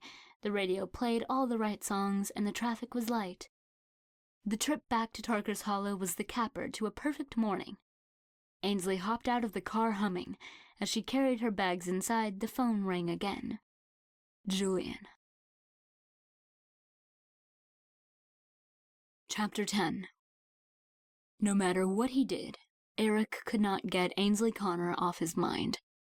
He hadn't slept much. He tossed and turned and thought about her eyes, her soft body, her luscious smell. Everything at the site this morning seemed to be going smoothly, leaving him too much time to think. Clive Warren. Had Ainsley's dad really wanted her to mate with Clive? The Warrens were total purists. Clive's parents weren't big fans of Connor as alpha, but Clive himself never seemed like a bad guy. He was a good football player, but he didn't lord it over anybody. He was a good cop. There were worse choices. Funny that Connor wanted a working man for his daughter, not an academic. Eric had always respected Michael Connor, and now he truly felt the respect was mutual. It was good to know Connor hadn't just been quietly condescending all those years. Eric couldn't help wondering if a blue-collar man was good enough. Why hadn't Connor thought of him? Connor called him all the time for his opinions on the highway and how to handle the pack finances. The more Eric thought about it, the more it seemed like Ainsley's dad had been grooming him for the role of the pack's next alpha. Eric could picture him now, listening intently with those unblinking brown eyes. He never shared his own thoughts. An alpha didn't have to let anyone in on his decisions. But he would ask questions, just the right questions, to help Eric articulate facets of the problem he hadn't thought of before. When he had heard enough, he would nod and reach over to shake Eric's hand. "Thank you, son," he would say. "Well done. As usual, you have given me plenty to think about." Eric's wolf would stand tall with pride at having pleased his alpha. Eric did not remember ever hearing of Clive Warren being called to the alpha for counsel. At that moment, he heard the chirp-chirp of a police car. As though Eric's thoughts had summoned him, Clive Warren pulled up on the shoulder by the site. Eric strode over to see him. "Hey, Clive." "Jensen, what's new?" "Nothing, man. Beautiful day, perfect for digging." Clive smiled. "Anything wrong?" "Nope, just patrolling. Grace told me there was a break-in at the Connors yesterday. You didn't see anyone coming out of there, did you?" Eric shook his head. "Have you seen Ainsley since she got back?" Eric asked, before Clive could ask any follow-up questions. Clive colored and looked down. Eric could hear his heart beating hard. "Yeah, I bumped into her last night," he muttered. So it was already happening. Eric mentally gave his wolf a shake and, as much as it hurt, made himself do the right thing. It was about the pack. It was about Ainsley. It wasn't about him. "Clive, I think you would make a great alpha, and Ainsley needs you. Don't give up on her. She'll come around." Clive's head snapped up and he opened and closed his mouth. His cheeks got a little pinker, and he swiftly grabbed Eric's hand and pumped it enthusiastically. "Thank you, Eric. I know you love this town, just like I do. I'll bring Ainsley home." Eric nodded. It was painful, but he would get used to thinking of Ainsley with Clive.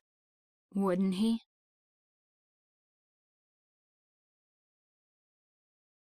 Chapter 11. Ainsley rejected the call.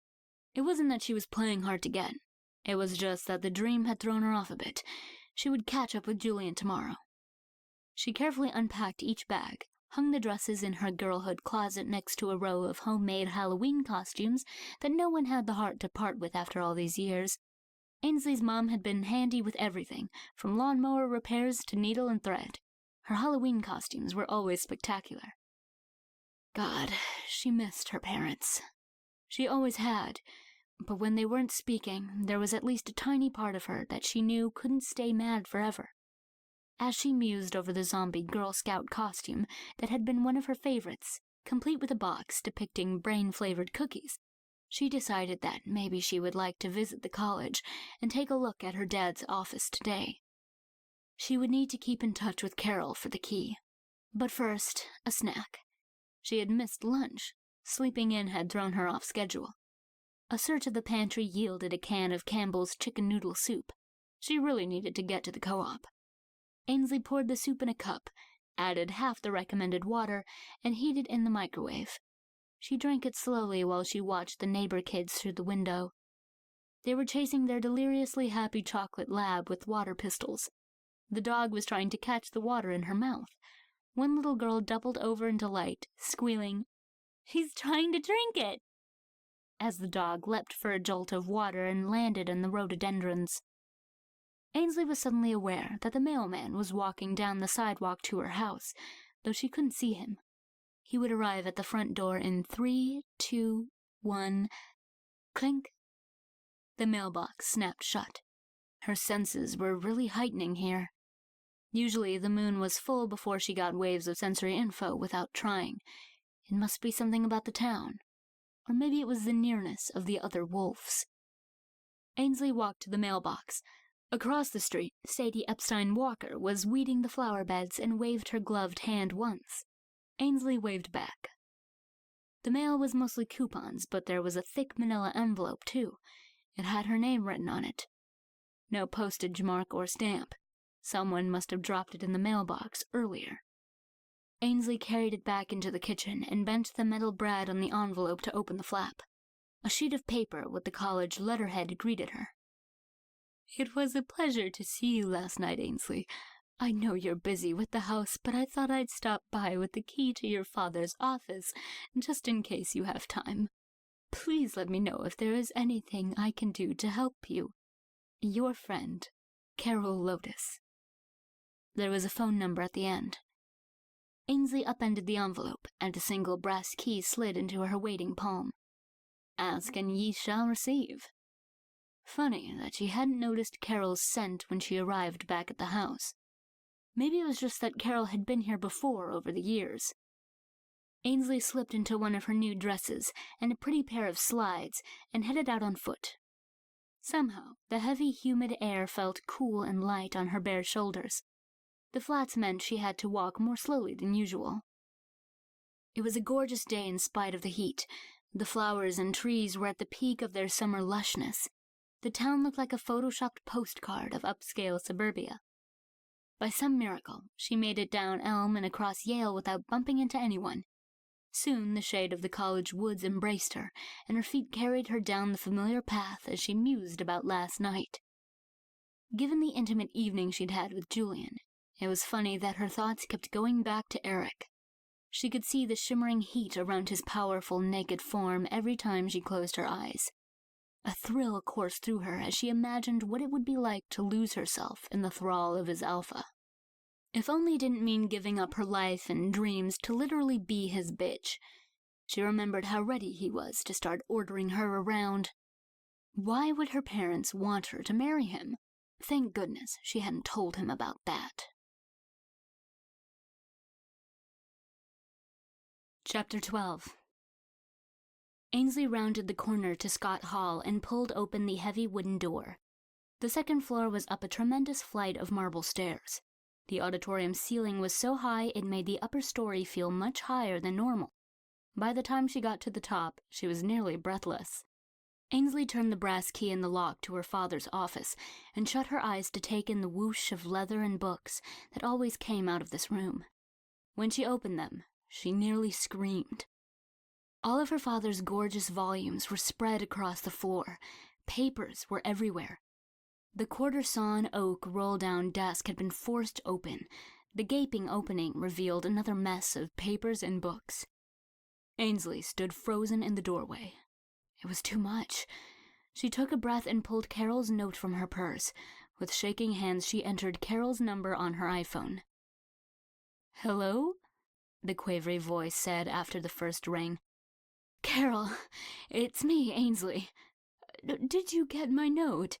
"Yes, I'm at my dad's office. When were you last in here?"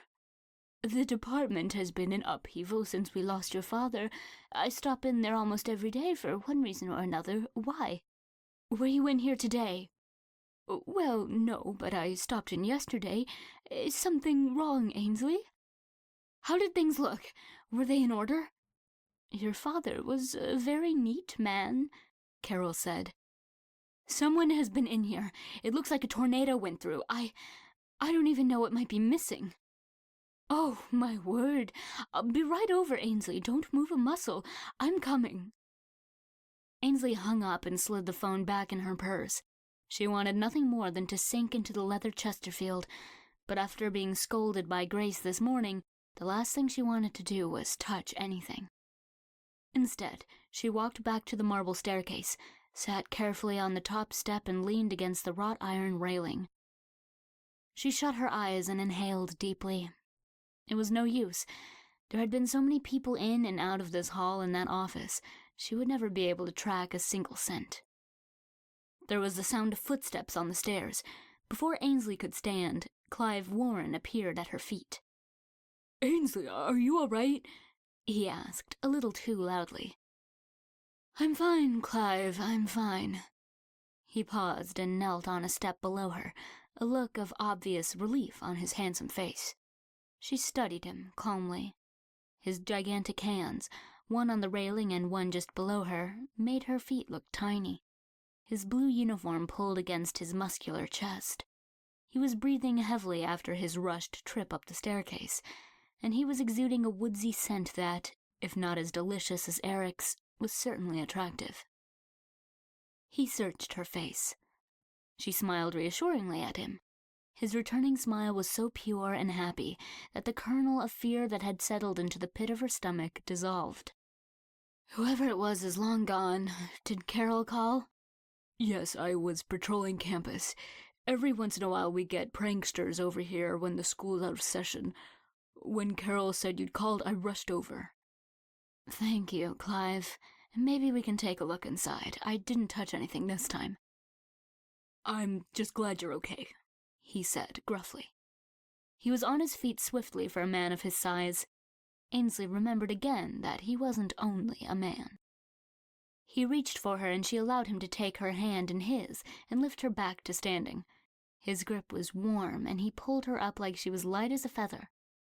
She smiled up at him. His eyes were so blue. Just as she began to fight her brain, which decidedly wanted to indulge in a quick fantasy, he looked away politely. Clive headed to the open room. He stood into the threshold and scanned the room coolly. Then he turned back to her and his gaze softened. "Ainsley, this is going to take a little while. Can I run you home?" "Oh, I'll be fine," Ainsley said quickly. "I don't think you should be by yourself right now. You must be very upset, and besides, you may be in danger," Clive said carefully. "But I might be able to help you if I'm here." "I'm assuming someone is looking for valuable books of your father's." "That would make sense, except from right here I can see 3 first editions. They looked at the room together. "The same thing was true at the house, Clive. I can't think of anything of value that was taken. And so many valuable books were left behind," she said. "Ainsley, I'll tell you what. Why don't you let me take you home? We will catalog everything here that we find. Then you can go through it with us, and tell us if anything isn't here, or point out if anything is still here that a burglar would have wanted. I know you might feel fine now, but you're probably close to shock with so many surprises. It would be best for you to go about whatever else you had planned for the day, and let us take our time here and contact you when we have a better read on the situation." She had to admit it sounded reasonable, and seeing her father's office this way was making her more upset by the minute. She looked back into his Caribbean blue eyes to nod her assent. His jaw relaxed, and he reached out to touch her shoulder in sympathy. An electric shock ran through her, and his outline began to dance around her eyes. His hand slid to her hip, and she felt her heart slow and then stutter to match his. Suddenly, there was the clattering of high heels on the marble stair. "Ainsley?" a quavering voice squeaked. "Fuck." Ainsley withdrew from Clive, and instantly the haze disappeared. They both looked away, though Ainsley could hear him panting, and she knew it wasn't from the staircase. "Hi, Carol," she returned weakly. I'm fine. Clive Warren is here." "Oh, thank goodness, Ainsley. As soon as we got off the phone, I started to worry that someone up to no good might still be lurking around. After all, I was in your father's office just yesterday." Carol tottered breathlessly up the last few steps. "I'm fine," Ainsley repeated, smoothing her dress over her hips. Carol clapped on her shoulder firmly and sighed. Then she peeked over Ainsley's shoulder into the office. "Oh, my heavens!" "It's bad, Carol," Clive agreed. "I've just told Ainsley that I'll run her home and then come back to take stock of the damage. This will take time." "Oh, I'll take you home, Ainsley. My car is right out front." Clive raised his eyebrows at Ainsley in question. She nodded, not without a passing twinge of regret. He nodded back and looked almost relieved. His duty was important to him. "Thank you, Carol. That'd be great." "Carol, please make sure you see her inside," Clive interjected. "She's had a long day." "Of course," Carol chirped. "Come on, Ainsley, let's get you home. I'll fix you some iced tea." "Thank you, Clive," Ainsley said softly, tucking her hair behind her ear self-consciously. "Ainsley, it's my pleasure." He looked like he wanted to say more. Instead, he turned back to the open doorway. Chapter 13. Ainsley and Carol stopped on the way home for groceries.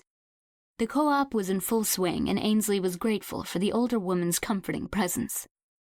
As they walked the aisles, Ainsley received many glances and stares. Most were very friendly. "Ainsley Connor, it's a pleasure to see you," declared Anna Roden with a little wink. "Carol," Trudy Weiss nodded approvingly.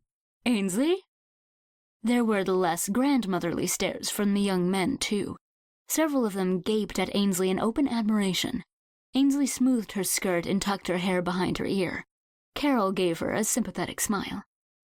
"They can't help it, Ainsley," she said. "It's instinct. You're going to draw the alpha. This whole town is buzzing with male energy." Ainsley did a double take. Are you saying that you—" Ainsley couldn't finish. "Of course I'm a wolf," Carol whispered. "Good heavens, did you not even know that?" "Hi, Carol. Hi, Ainsley," Stan Snyder said with a leer. He tried hard to catch Ainsley's eye. "Goodbye, Stan," Carol said firmly. "I had no idea, Carol," Ainsley said. Her heart lifted as she realized she might have found a confidant who could give her answers. One who wasn't trying to get into her pants, that is. "Well, I'm starting to realize that there's a lot you don't know. At any rate, your mere presence in town is stirring up the wolves. You're going to have to choose as quickly as you can. Do you want my input?"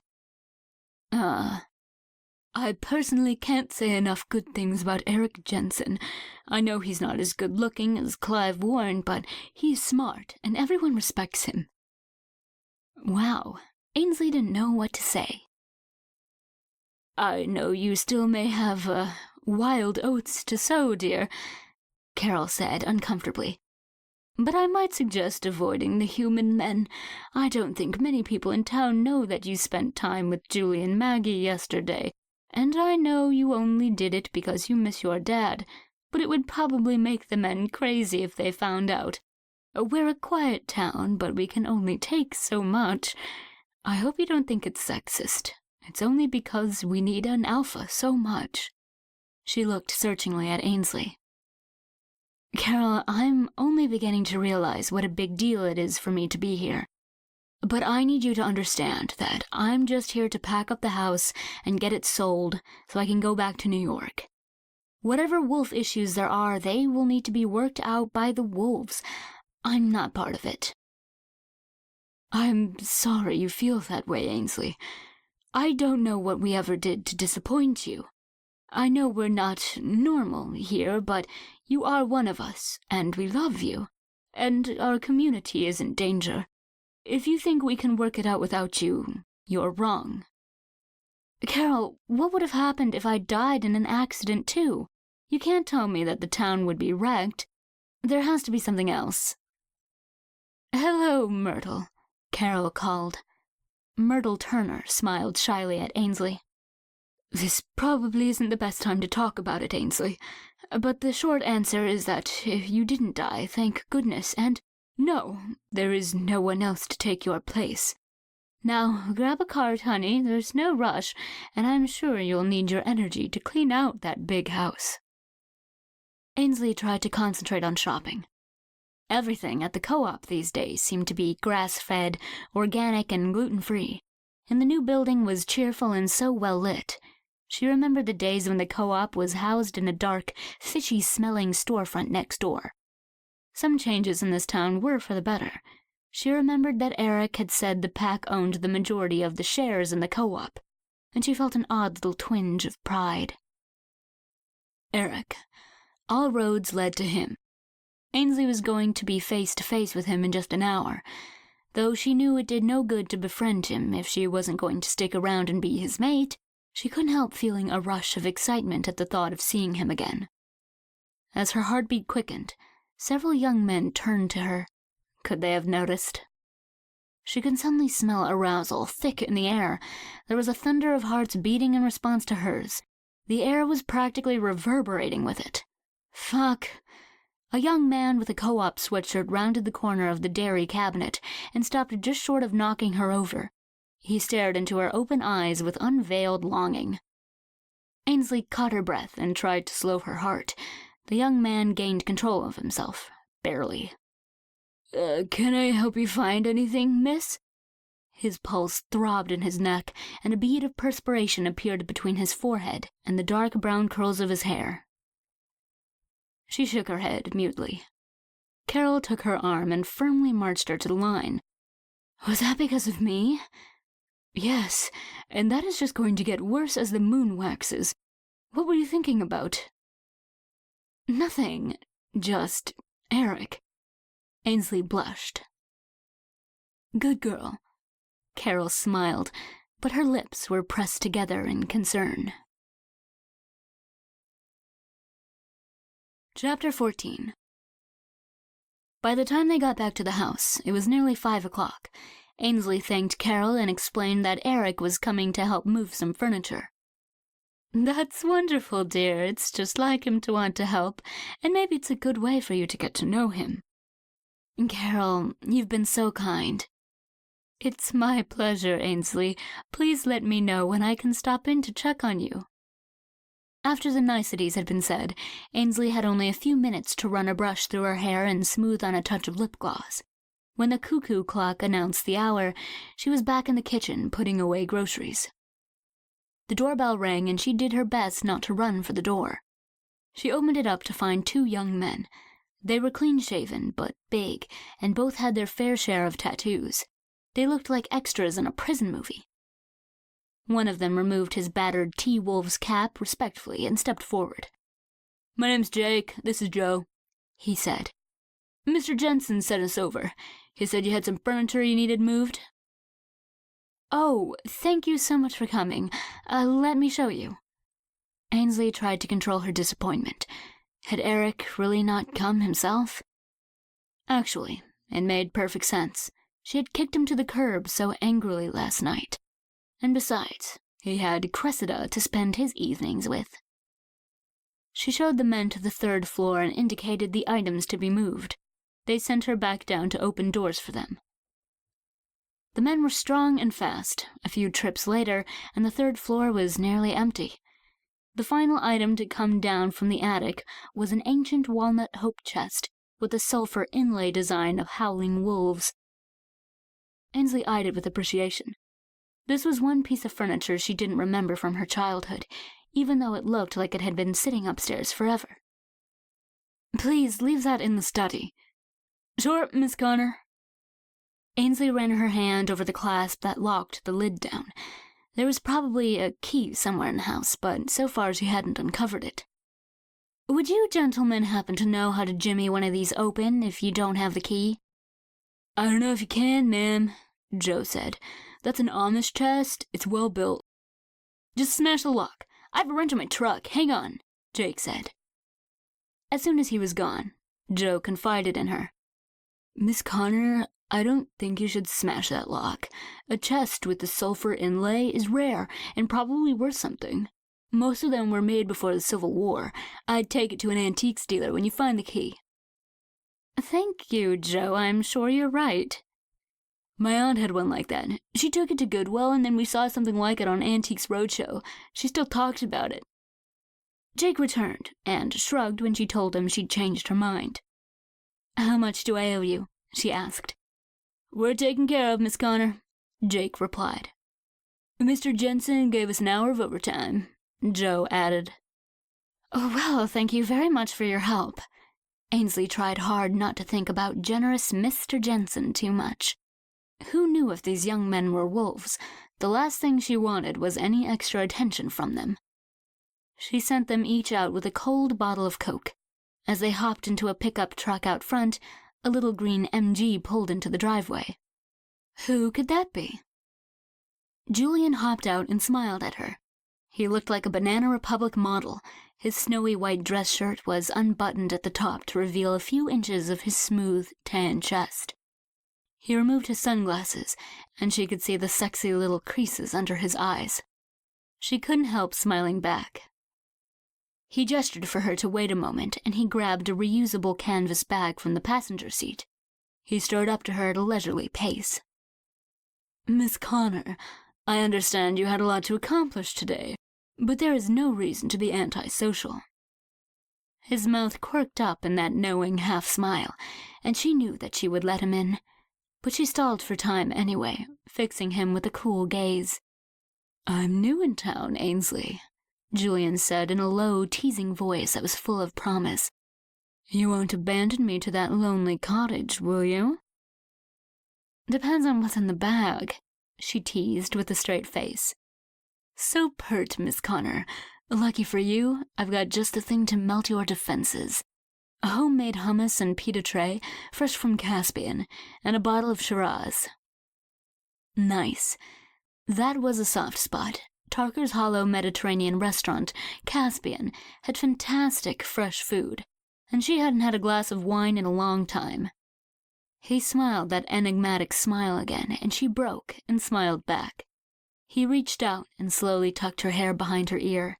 Then he took her arm and guided her into the house. Chapter 15. The kitchen was suffused with the warm light of the setting sun. It bounced off the coppery highlights in Julian's hair, reminding Ainsley briefly of an alpha being drawn. He had uncorked the wine as soon as he arrived. They sipped and chatted as Ainsley set the oak table. "So, how did you spend your day?" Julian asked. Ainsley pursed her lips as she peeled the plastic wrap off the hummus platter. Did she really have to go into the break-ins? How could she tell him what was going on in her life without talking about giant wolves? And Eric. And bad dreams. Is something wrong? When I got home last night, someone had been in the house. What? I had all my father's books organized in his study. When I got home, they were spread all over the floor. At first, I thought the study was just trashed, but then I realized the books were spread out in such a way that they must have been looking for something. What did they take? I'm not sure. So far, everything I've thought of is still there. All the first editions and valuables are here. Well, that's very lucky, Julian said solemnly. But I'm concerned about what someone might have wanted with your father's things. Do you have any idea what they might have been looking for besides books? Ainsley shook her head and got out serving utensils. She hadn't thought of anyone wanting anything of her father's other than books. Maybe it was a random break-in. Maybe they were looking for cash and didn't know the books were valuable, Julian suggested. I thought the same until this afternoon. What happened this afternoon? Ainsley smoothed her skirt down. Instantly, she remembered Julian running his hands down her thighs last night. She blushed and caught him following her movements out of the corner of her eye. She deliberately ignored him and turned to grab glasses for the ice water. I went to visit my dad's office at the college. It's been ransacked, too. Oh, dear. I didn't know as much about what he had there, but I could see that there were a ton of valuable books left behind. What would they have been looking for, Ainsley? Was your father working on something new for publication? It was an idea. I don't know, she admitted. But wouldn't they have stolen his laptop if that's what they wanted? They didn't touch the computers. Julian shook his head. What did the police say? They have no idea. They're going to catalog what they find on campus and get back to me. And at home? Ainsley looked down. I, cleared up the study before I thought to call them this morning. Are you telling me that you left in the middle of the night, came home to discover that an intruder had been in the house, cleaned up the evidence, and went to sleep alone without calling the police? When he put it that way, it sounded seriously reckless, but she couldn't exactly tell him she could turn into a gigantic wolf at any sign of danger. Instead, she shrugged. It didn't seem like a big deal at the time. Besides, what are the police going to do? Well, I can't believe they're going to let you stay in the house after what's happened. No one has threatened me. It seems like they just wanted something of my dad's. Why didn't they look for it before you came home? Wasn't the house empty for a couple of months? Ainsley froze. She hadn't thought of that. Why don't you stay with me for a few days? Thayer House isn't exactly crowded. I've really got to get finished with this house. I can't spend the rest of my life here. I have to get back to New York. Those penthouses won't sell themselves, eh? When he put it that way, it sounded superficial. But those penthouses were her career. What about you? What about me what? How long are you going to be in Tarker's Hollow? I'll be here for the fall semester. Then what? Wow, we really didn't devote much time to conversation last night, did we? Ainsley smiled wickedly and shook her head. You were all business, Miss Connor. Ainsley smirked. Did you just smirk? She shrugged and laid cloth napkins on the table. He grabbed her wrist and pulled her closer.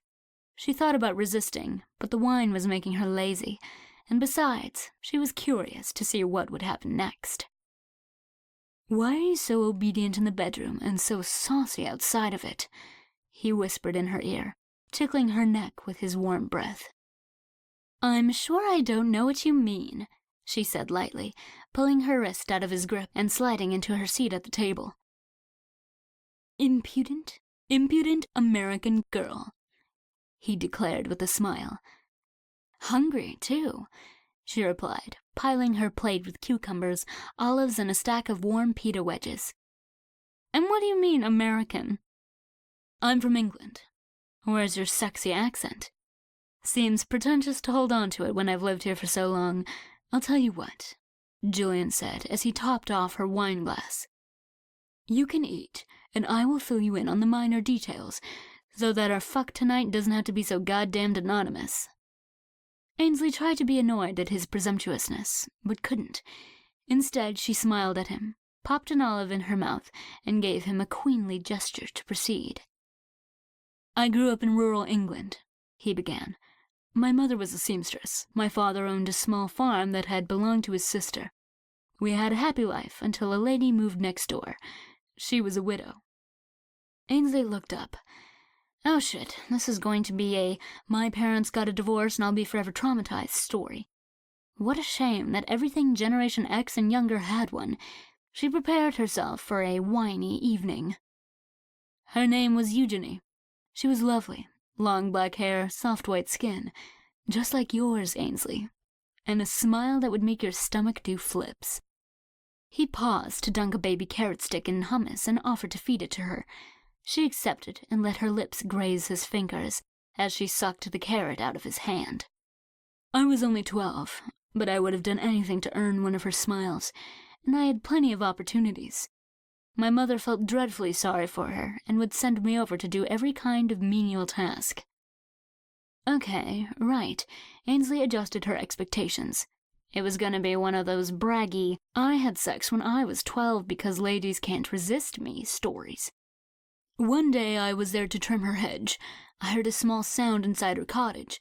At first I thought it might be a kitten, but as I listened it sounded a lot more like crying. I went inside to see what was wrong. When I got inside, I saw Eugenie curled up on the sofa crying. I didn't know what to do. I was 12 and very stupid socially. But the sight of her broke my heart, and so I naturally did what I would have done if she had been my own mother. I ran to kneel by her side and put my arm around her as best I could and patted her back. She looked at me in surprise, and the smile that came through her tears was the most beautiful I had ever seen. Do you miss your husband very much, Eugenie? I asked her.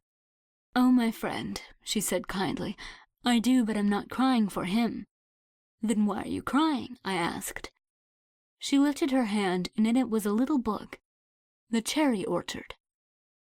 Oh, Ainsley breathed. And that is the story of how I met the love of my life, Russian Lit. They smiled at each other. Then he selected a cucumber, dipped it in hummus, and offered it to her. Ainsley slowly licked a derp of hummus off the underside of the cucumber. Then she snatched the whole thing from him with her front teeth. Julian's eyes flashed. Behave, I'm not finished. Ainsley gave him an innocent look. My father wasn't wild about me reading so much. He wanted me to be more interested in small dairy farms, like he had been when he was a boy.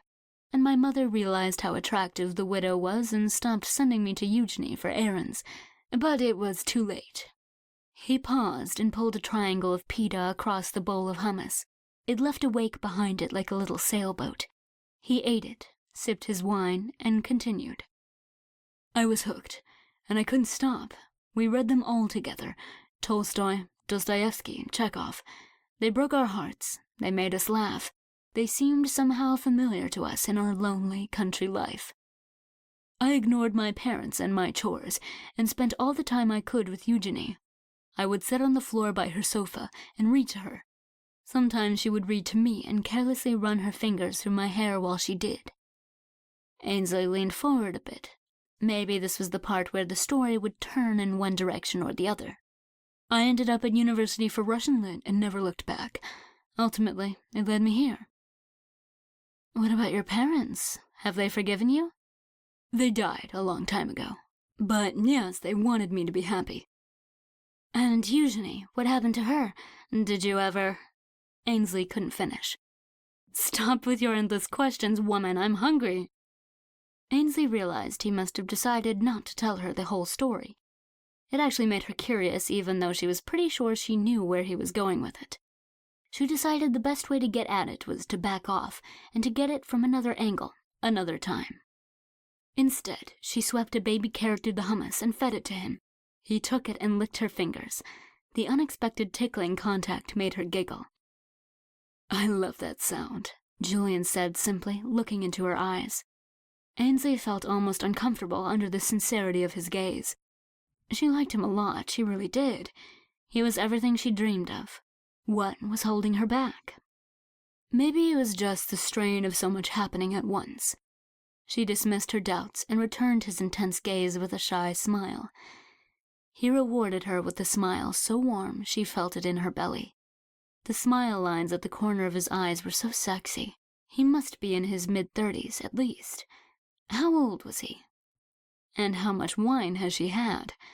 As she wondered, he poured the rest of the bottle into her glass. Oh well, it had been a long day. It was nice to relax. And it wasn't like she could get really drunk anyway. Another benefit of being a wolf.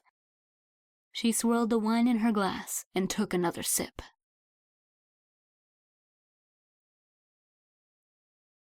Chapter 16. Ainsley finished her wine as Julian looked at the books on the bench next to him. You enjoyed a little Dostoevsky with your breakfast this morning? Ainsley giggled again. Julian pulled back the pages of Crime and Punishment with his thumb and let them go until he came to what he was looking for. Then he paged through carefully and stopped. This one makes me think of you, Ainsley. We sometimes encounter people, even perfect strangers, who begin to interest us at first sight, somehow suddenly, all at once, before a word has been spoken. Whoa. That's very romantic, Ainsley began carefully. No, hold that thought. He grabbed the Brothers Karamazov and thumbed and paged through quickly. Man, so long as he remains free, has no more constant and agonizing anxiety than to find, as quickly as possible, someone to worship. Oh. Julian put the book down. Much unhappiness has come into the world because of bewilderment and things left unsaid. The last quote hung in the air. Suddenly, Ainsley didn't feel like giggling anymore. I've never met anyone like you, Ainsley, Julian breathed. I know we just met, but you're already so important to me. Promise me that no matter what happens, you won't forget that. What do you mean? A dark look crossed his face like a storm cloud. Instead of answering, he took her hand and kissed each knuckle. His lips were so gentle. Her skin tingled as she felt a wave of giddiness. She leaned forward and ran her fingers through his hair. He groaned and pulled her other hand into his hair. His arms went around her waist and he kissed her like there was no tomorrow. His hair was silken between her fingers, and his kiss was doing crazy things to the rest of her body. There was urgency between them now that she hadn't felt last night. He drew back from their kiss and pulled her up. Once again, she found herself being led by the hand at top speed. She was beginning to feel like Alice in Through the Looking Glass, but unlike Alice, she knew just where she was headed. Her girlhood bed seemed to embrace her as Julian tossed her on her back. The room spun a little as he stripped off his clothes. She tried to lift herself on her elbows to undress, but he was on her in an instant. He shook his head playfully. I'll take care of you, Ainsley. You relax, sweetheart. Is this okay? Yes, please.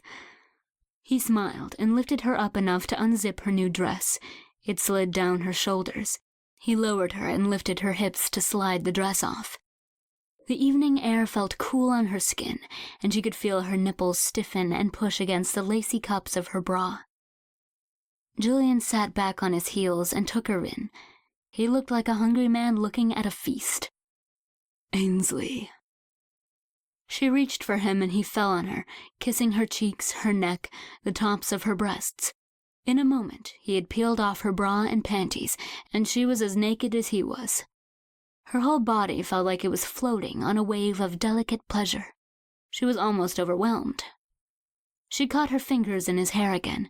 He gasped as she dragged him up to her face. He took her lips in his own and sunk his tongue deep into her mouth, while sliding his cock against her already moist opening without penetrating her. Her insides clenched and she cried out, grinding her hips up against him. She could feel his smile against her lips as she dragged his cock against her again. Her whole body ached for him to possess her. Her pussy yawned open for him, and soon his stiffened member was slick with her desire. He groaned in defeat. She almost cried with relief as he eased himself into her.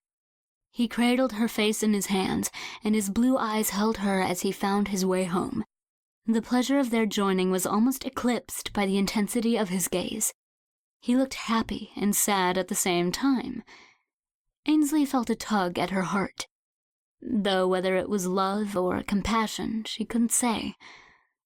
The whole thing felt like a dream. He whispered her name, and she closed her eyes and melted around him immediately. It was a gentle climax, slow, easy, and sweet as honey. As soon as she opened her eyes, his jaw tensed and he came, calling her name again as he searched her eyes in desperate concentration. She was asleep as soon as he rolled next to her.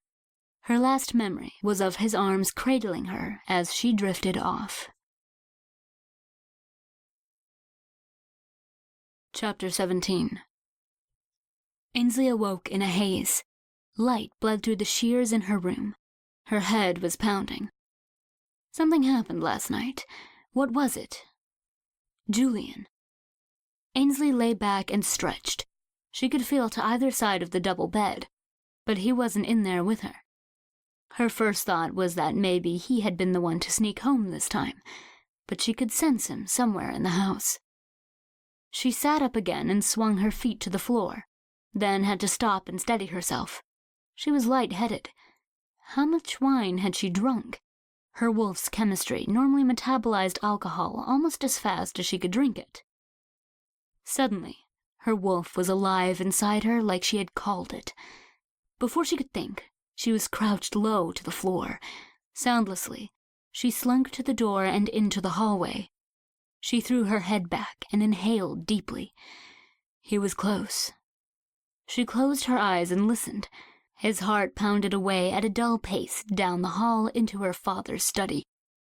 The wolf pushed at her bones and clawed at her skin, but somehow Ainsley held her back.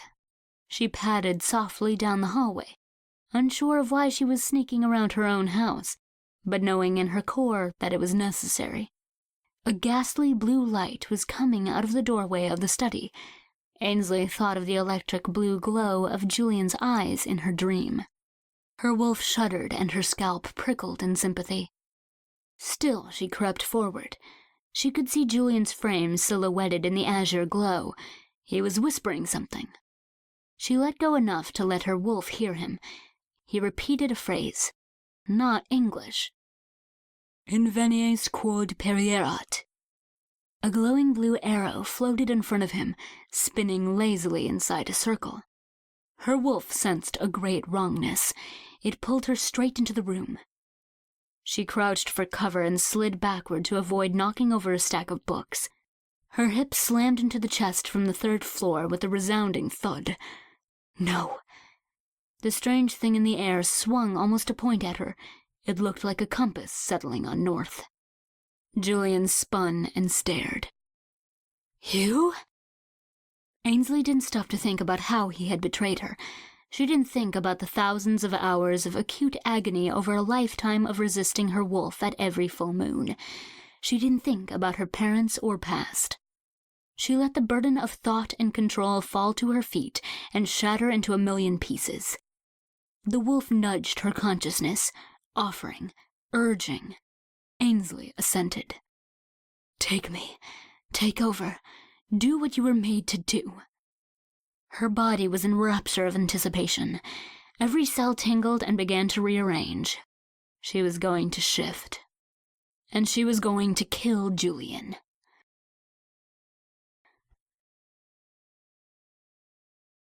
We hope you've enjoyed this audio production of Curse of the Alpha, Episodes 1 and 2. The story continues in Curse of the Alpha, Episodes 3 and 4. Be sure to check it out on tashablack.com/audiobooks, or look for it on Audible and iTunes. If you liked it, please take a minute to let everyone know by leaving a review. And when you do, be sure to stop by tashablack.com to become part of my 1% Club and claim your reward. If you want to keep up to date with new releases, plus snag lots of freebies and giveaways, sign up for my mailing list at tashablack.com and get your free Tasha Black Starter ebook library just for signing up. And finally, thank you for taking the time to visit my world for a little while. I am extremely lucky to get to make up stories for readers, or listeners, like you. I am so grateful for your help in making it all possible. I couldn't do it without you. As long as you keep reading them, I'll keep writing them. Tasha.